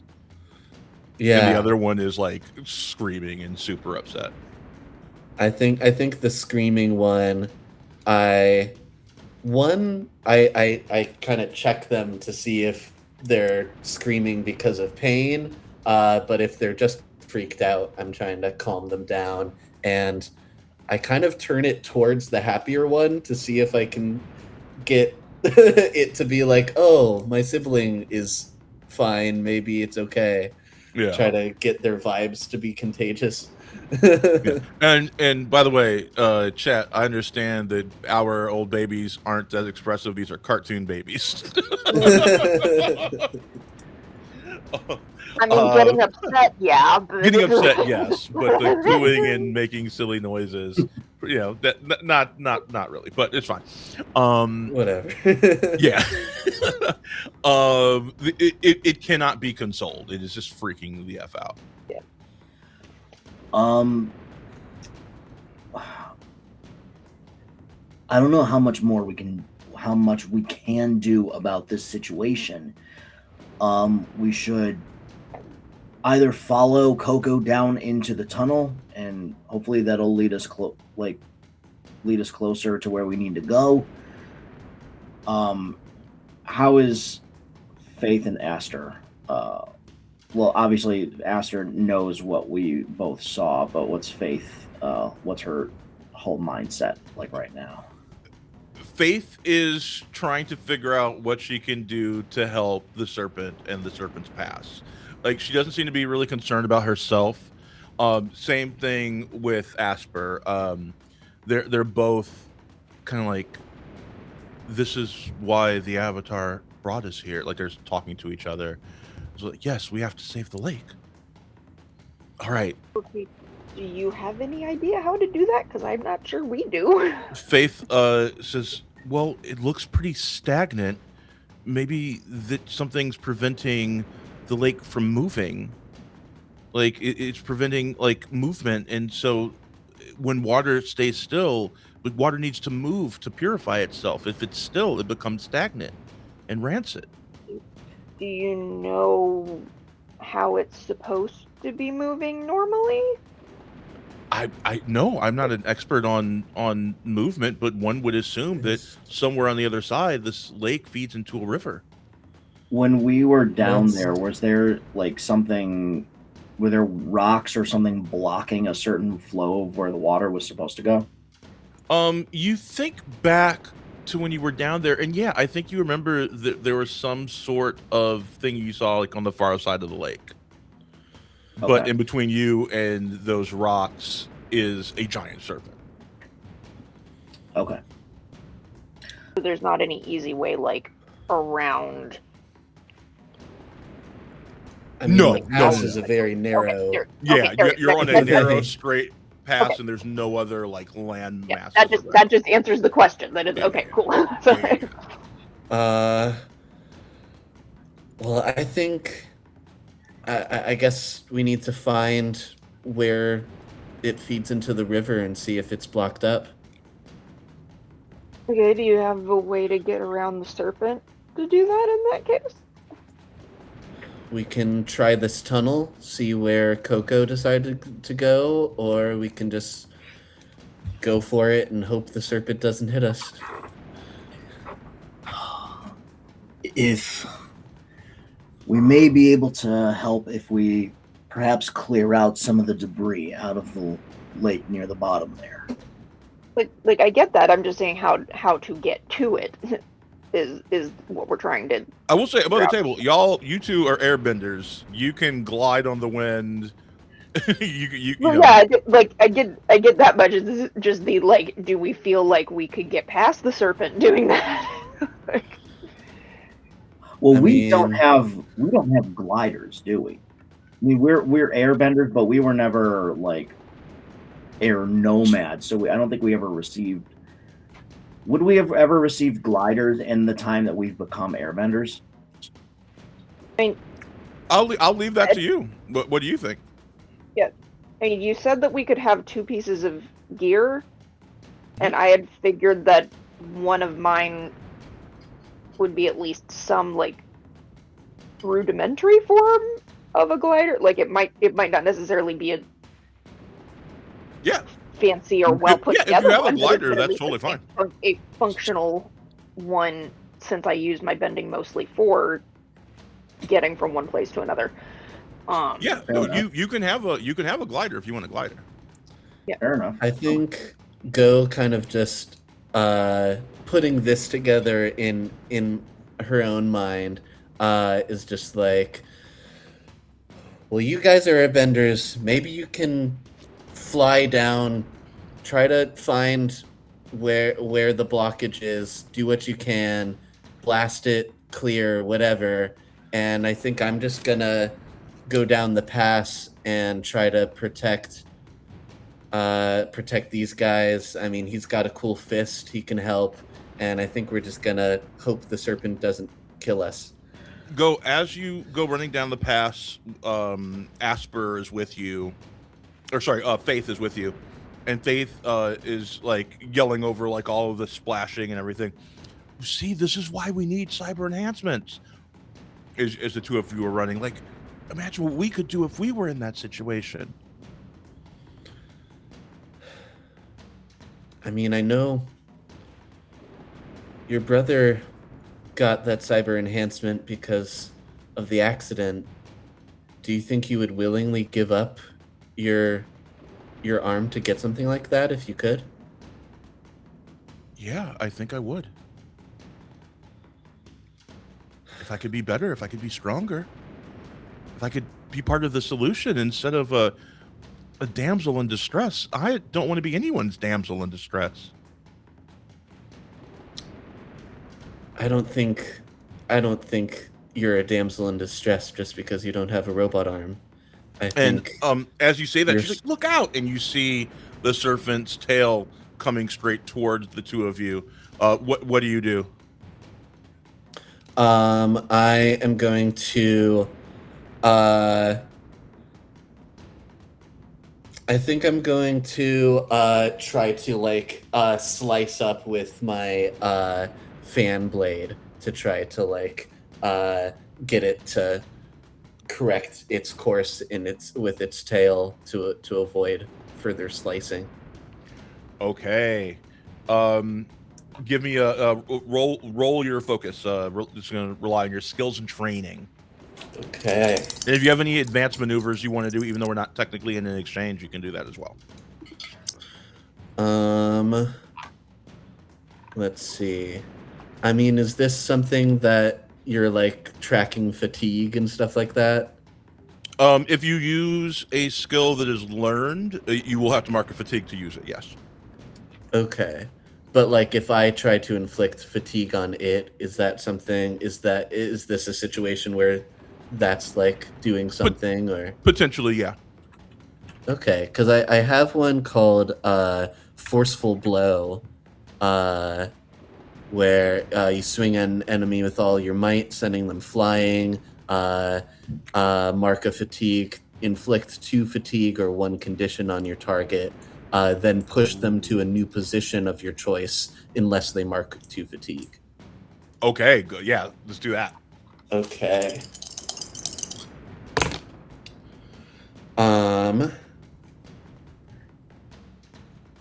That's an 11. An 11. Yeah, you absolutely do that. I think you see this thing coming. You're holding both the babies. You're like, crap, and you like go into like a power slide on your knees, throw the babies in the air, whip out your fans, and you hit it in just the right spot where it moves up a little bit so that Faith can run under it unharmed.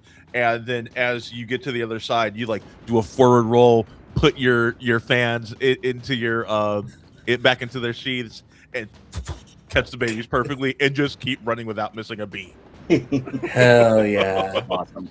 And Um, I'm just like, hey, if you think this technology is cool, that's cool, but I'm not a damsel in distress, and I don't have bending or tech.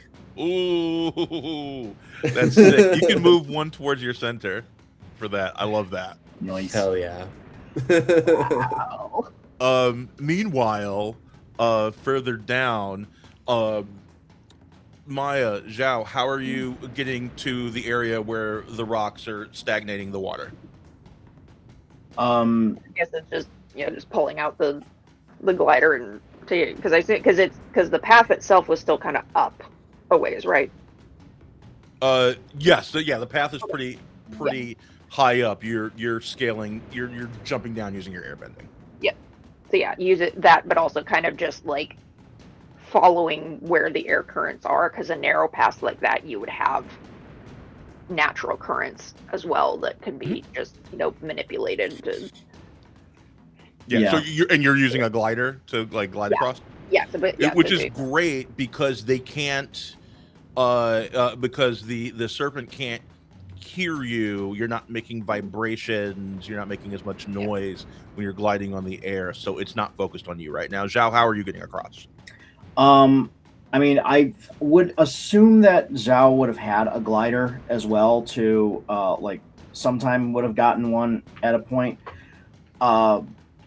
So I think he would probably also be gliding as well. I have a depending on like how the how it is and how the state of like what the blockage is that's keeping the water from flowing.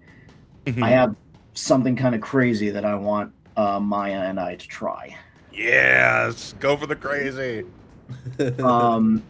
So whenever we get to the area that we see where what's being blocked, how does it look? Like what does it look like is blocking the water from flowing?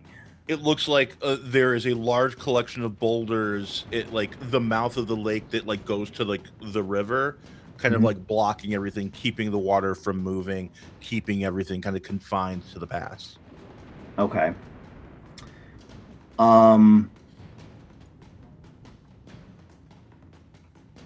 Okay, so I'm gonna kind of signal to Maya that we should land down over there as quietly as we can, and we're gonna try to form a wedge with one of the rocks. To essentially, we're gonna try and form a wedge, stick it in where the blockage is, and then the two of us with our combined airbending are going to put enough force to push the wedge farther in to hopefully unblock the blockage there. I mean, I'm willing to try it. Okay, I need both of you to roll your focus.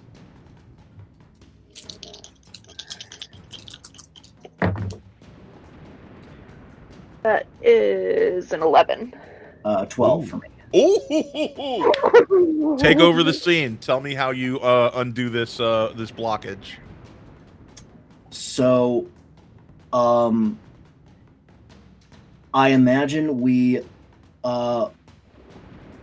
I'm going to land and I'm going to find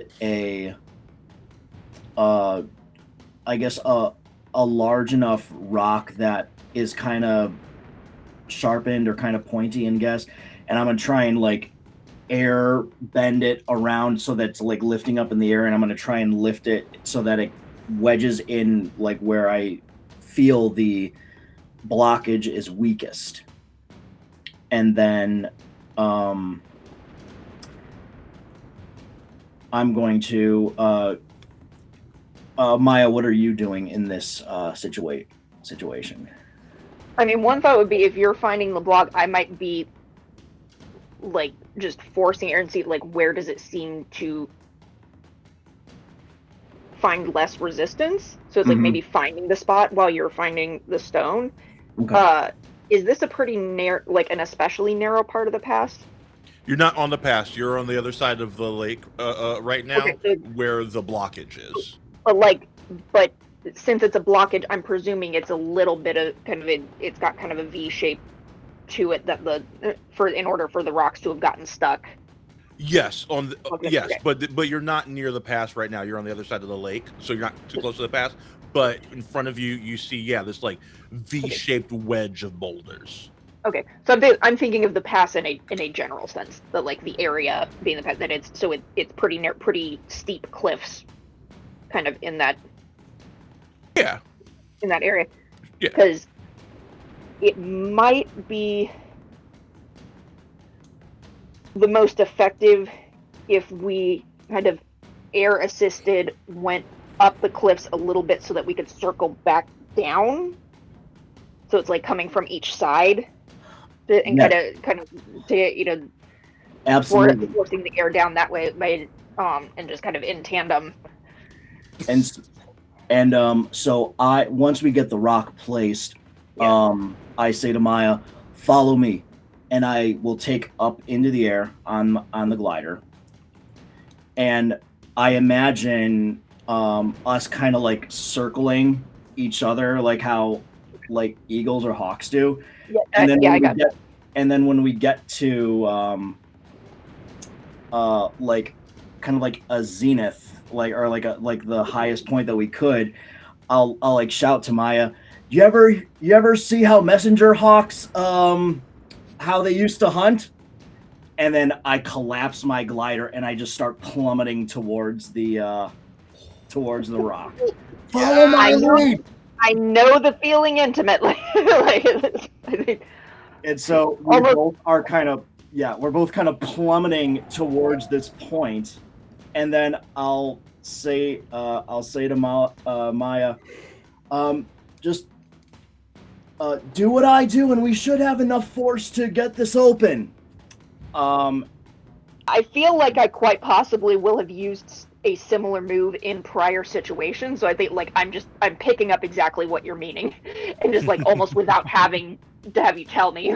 And so we're both like kind of falling at a very alarming rate, and then I open the end of my glider so that the little fan part at the end is open, and I basically swing it with enough force of air to just push a blast towards this point that we do it. And I would say Maya to do the same, essentially, so that we're doing it in tandem.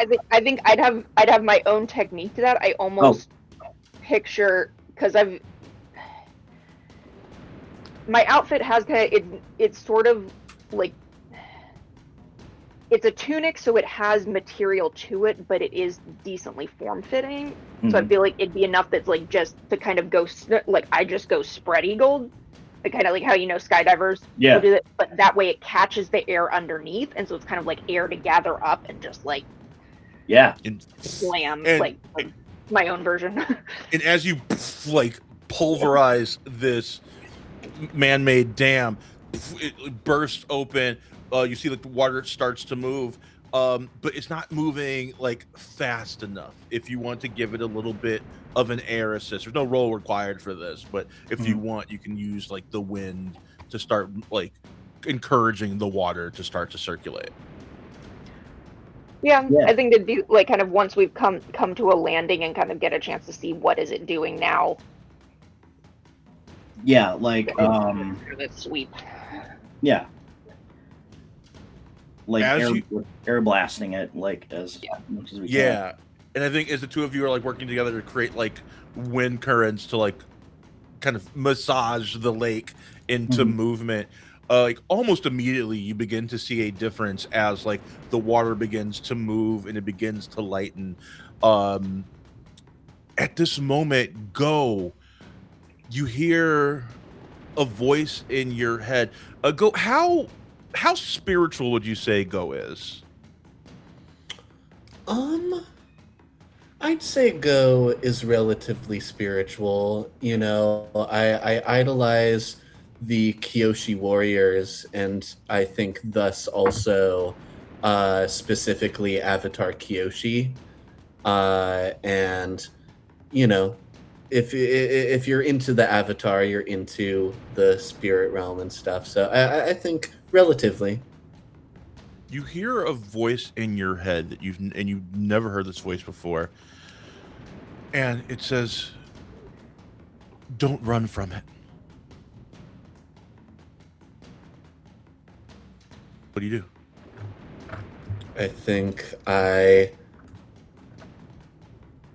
I think I just like kind of suddenly stop and maybe turn around to see what the serpent is doing. The serpent's still thrashing and is in pain. It's it's it, it's in pain, but I can heal it. But I need a physical body.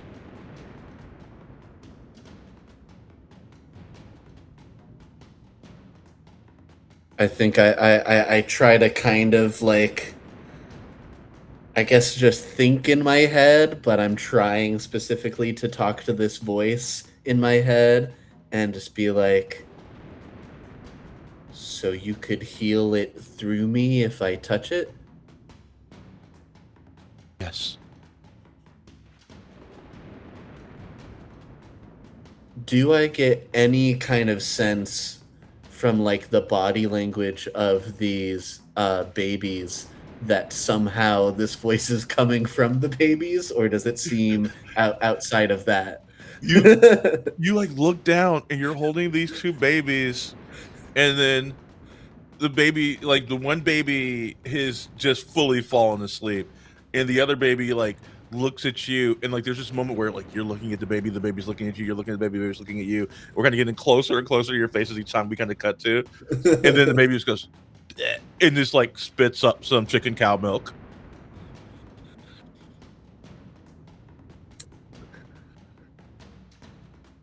The screaming one tuckered itself out. This is the cooing one. uh, I th- I think I turn to Faith, and I say, um, this might seem crazy, but I think there's something I can do. Can you hold can you hold these little ones? Of course, I'll protect them with my life. I'll be right back. I think I can help the serpent. And I start running back towards it to try to find a way to get in contact.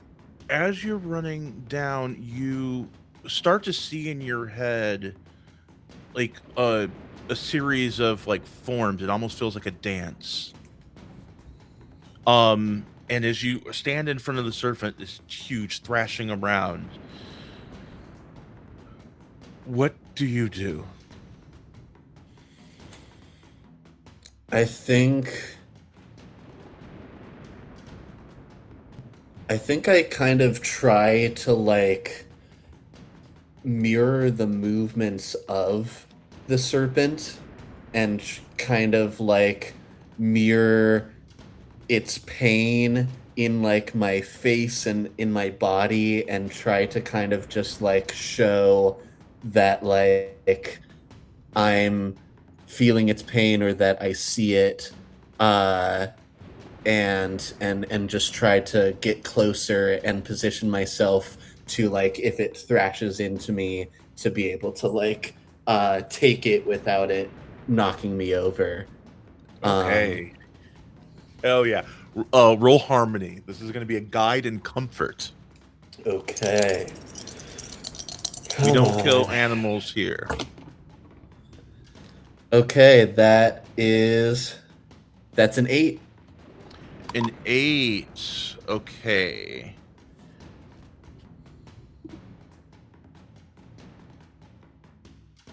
Okay. An 8's not enough to just blanketly embrace the help. This thing is in pain, and somehow you can feel it. It shuts you down. It's going to inflict a condition on you. What are your conditions again?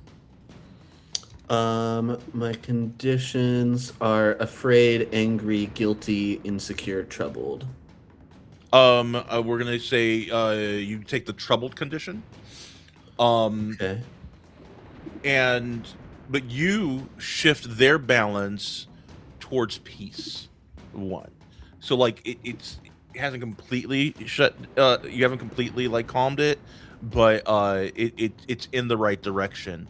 At this point, Maya and Zhao make their way back to you, and they see you like dancing like with this snake. What do you say to them?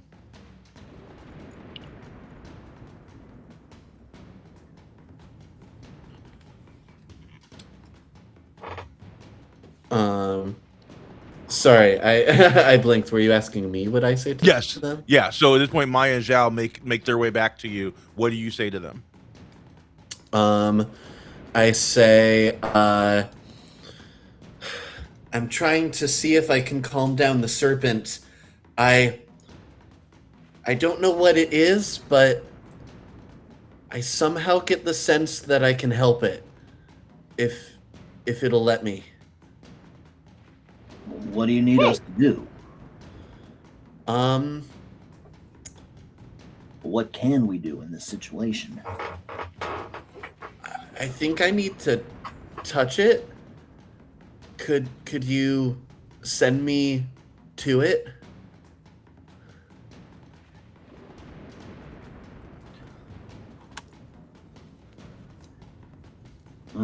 Possibly. You're airbenders. That's very easy for you. Yeah, we Yeah, we could wanna do do that. that. Just tell me what you do in response to that, and it happens. I actually had an interesting thing that I want to try. This is kind of turning one of my techniques a little bit obliquely. So the one that I took at the start of this session, it's seek vulnerabilities. So the text is, next time you inflict a condition or fatigue, you may also shift their balance. But I'm intrigued if I'd be able to try to do this, like looking for like instead of looking for a weakness as far as where to attack, looking for a weakness as far as what spot might help go achieve what she's trying to do. Okay. Yeah. Roll it. Yeah. Because if nothing else, also then like if it also means shifting their balance, like could it help with calming the serpent down more? Like Sure.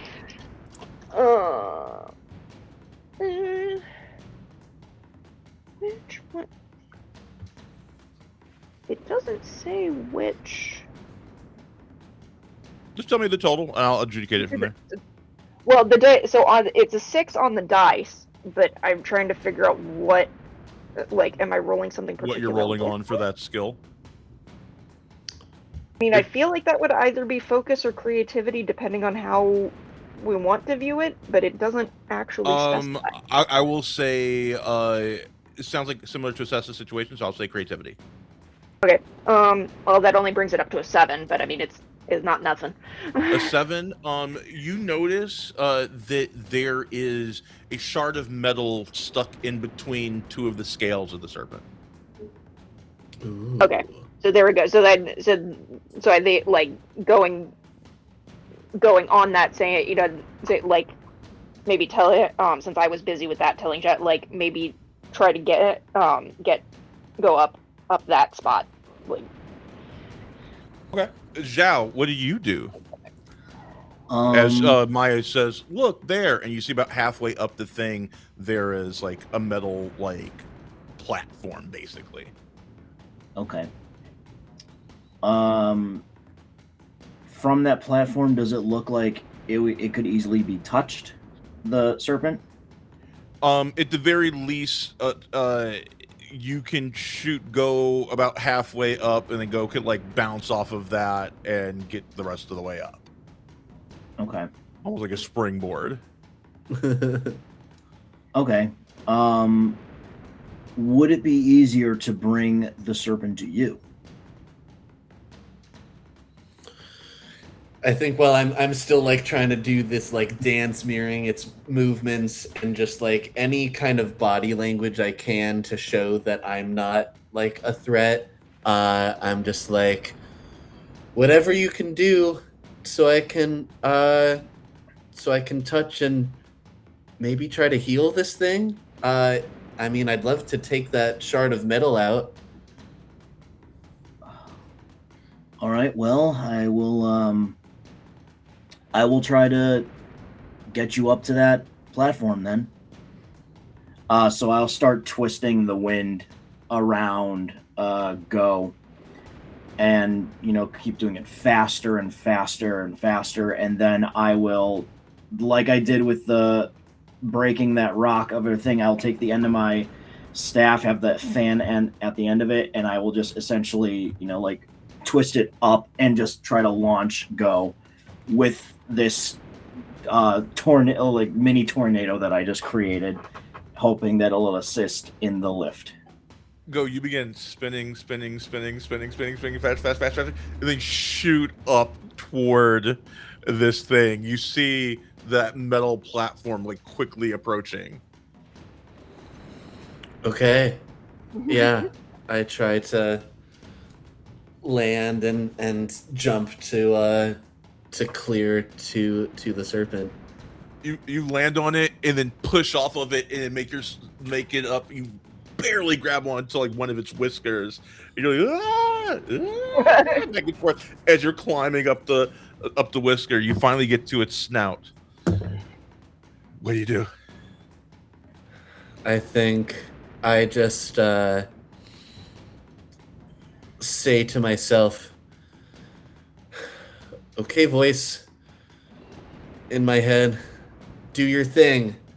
And I'm going to just touch the snout in as like a gentle petting an animal way that I can, but I'm hoping that somehow, even though I'm not a waterbender, this does something. As you put your hand up, I'd like you to roll your harmony with a 2 forward. So whatever you get, plus your harmony, plus another 2.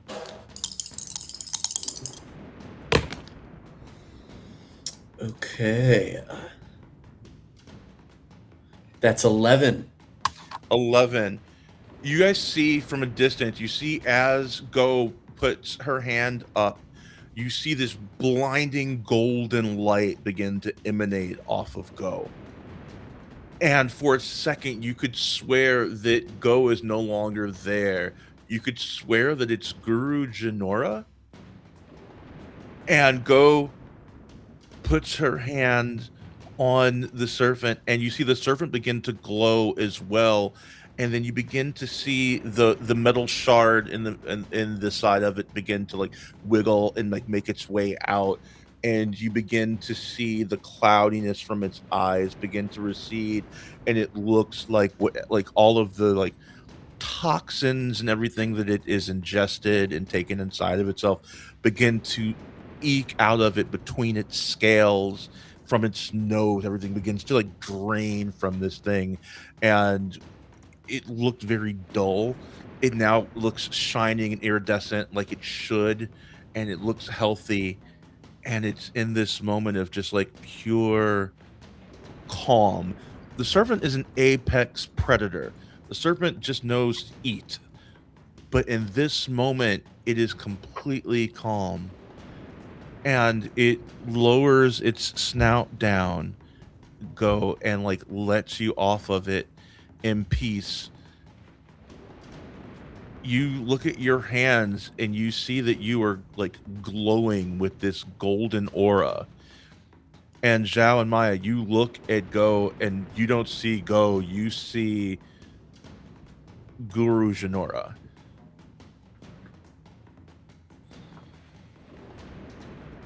Fascinating. Like, that's new. Cool. He pushes his glasses up on the bridge of his nose. What do you say? Anything? Is he like is Go near us or Go is like right in front of you. The serpent has like lowered Go down, okay? and Go has stepped off, but Go looks like a glowing Garujanora. I would say We did something kind of cool. I'll just like say her name, Master Janora. As you say that, she says, "Run!" And as she says, "Run," the spirit of Garujanora pulls from Go's body. Go, you are exhausted. You fall into the arms of Zhao and Maya. And as she says, "Run," you see the spirit of Garujanora like leave Go's body and go into the serpent. The serpent like rises up and turns, and you see what the serpent turns towards. On the horizon, back on the cliff, you see the three standing there. Oh shit. And the serpent goes towards them, glowing gold, as Garujanora has taken over the body of the serpent for a second to give you time to run. If Zhao has Go for the moment, I'm gonna like frantically be like, "Can I find Coco?" like Coco is gone. over. Oh, okay. I'm so sorry. Coco was terrified by it and went back to the first place of comfort that she knows. So she went back towards Ba Sing Se. So like you go like look in the hole and you see that the hole trends towards Ba Sing Se. Okay. All right. So that cool. And Faith and I figured I would just take the like it was just kind of like try to call her, but like if I'm not seeming to get any sort of response, it's like okay, not gonna rely on that. Like so. And Faith and Asper, are they anywhere near They're us? at the other. They're at the end of the pass, waiting for you. They're like waving, "Hurry, hurry!" All right. Time to go. You make your way to the other side of the pass, and you're all safe. The babies are fine.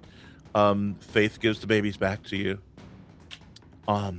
Thank you so much for helping us pass. Was that? I thought you weren't a bender. I have no idea what that was. I've never done anything like that before. Wow. I'd say it probably still counts in this case. If you're gonna have faith in something bringing us through, yeah. One more thing. I think I figured out names for these two little angels.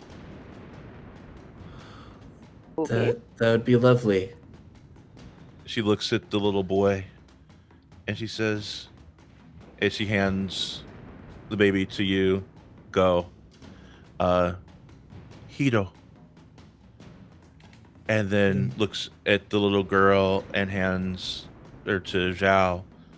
Says, "Hana." He's like holding it like awake. He doesn't know how to like handle like babies, but like Hana. I mean, do This they is a good seem to name. like their names? Do you want to say the name to one of them, Maya?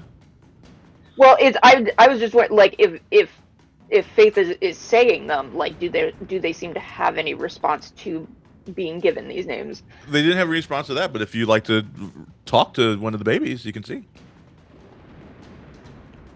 I mean, I guess I could just get it in sort of amusing sense. It's like so. Is it Hito? Say them one more time. Hiro, like Hiro, Hiro. Hiro. And like Hiro and Hana, like so kind of an amusing that like taking them in. One of the babies goes, and as you say Hiro and Hana. Yeah, you like that, Hiro? Well,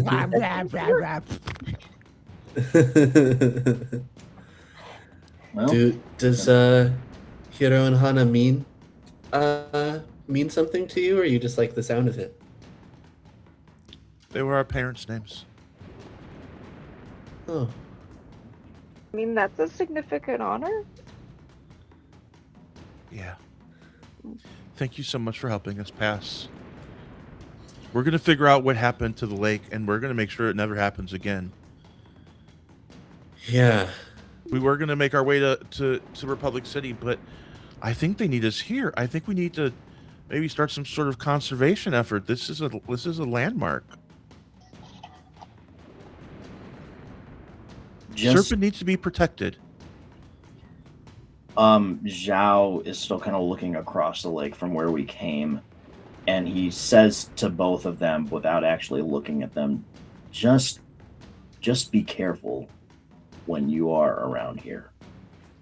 We will. Thank you. And Thank you. as you leave, you make your way to Shadow Pass. It's getting late. You're exhausted. The babies need to be fed and they need to be changed. You set up camp for the evening. And sorry, give me 1 second. I want to change the music for this. And you're sitting around the fire. Who's holding the babies? I'm holding at least one, I think. So yeah, I could take a turn holding the other.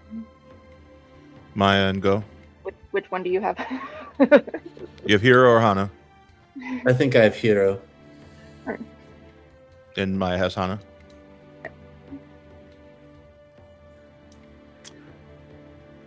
You hear from behind you, Maya. Thanks for saving my life.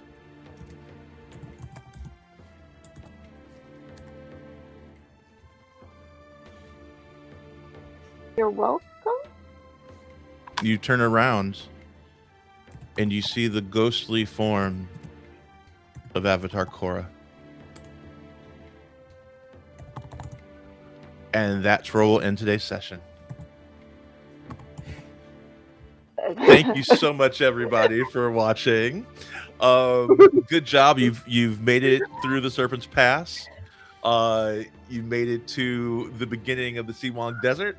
Our friends Vinesh and Shihua will be back. We'll find out what they've been up to, and we will find out what ghost form Avatar Korra has to say about everything that's happened. It seems like, since they appeared behind Maya, who's holding Hana, maybe Hana's the Avatar? We'll find out next week on Avatar Fallen Idol. But in the meantime, let's go around the board, find out about our lovely performers and where else we can find them. We will start with Maya. I'm Iquin on Fire. I've been playing Maya. I typically found here on Reflect Games when I am participating in streaming games, that I am also an actor and artist. So anyone who might be in the Indianapolis area in August, I will be in the Fringe Festival. Lots of great shows and talent to see there, not just mine. But you are welcome to check it out. All right, we're going to Go and then Zhao, and then I'll wrap us up. I'll be right back. Okay. Hi. I am Ben Guest. I've been playing Go Ming. And yeah, I am a professional GM in Chicago.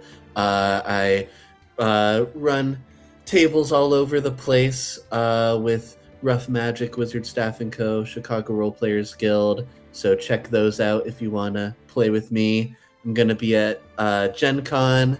I'm on startplaying.games.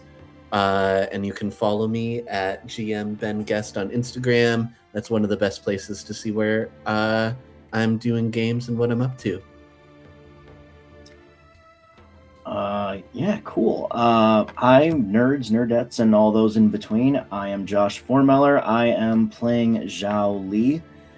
You can find me on Discord at Mandalorian-13 or on Instagram at Paragon Cosplay and Minis, and I'm always watching everything on here, so check us out. I will also be going to Gen Con this year, so if you're around there, I'll be running a game there one of the days, I think Saturday, called Watch the Skies. So look for me there. And yeah, happy to have you guys around. And I'm Maui. You can find me here at Reflect Games. Tomorrow will be the finale for the Triangle Agency. A lot of stuff has gone down. The Truth Will Out is being run by the amazing Audrey 3 in the chat. What else? Mondays, Worm Rider Saga. It's awesome. Come check it out. And we are almost upon us the first Blood on the Clock Tower. I believe will be happening a week from tomorrow. So be sure to check that out. That'll be run by Flyer Maria, who's also in the chat right now. Very excited for that. Anything else? I think that's it for now. My brain's a little mushy peas today. But I will say, tune in tomorrow to find out what happens in the next episode, The Curse of Wan Shi Tong. I saw your face there, Josh. I'm excited for it. I cannot wait. Yeah. Hell yeah. Okay, let's raid out to somebody. Let's see who is playing games right now. Let's do Live from the Apocalypse, maybe. Let's do the Thanks Internet. Let's do Thanks Internet. No. We'll do the Unexpectables. There we go. That's what we'll do. All right. So we're going to raid the Unexpectables. Hang out with us for the raid. It is much appreciated. All right. There we go. Here comes the raid. Thanks, everybody. Have a lovely evening. And go.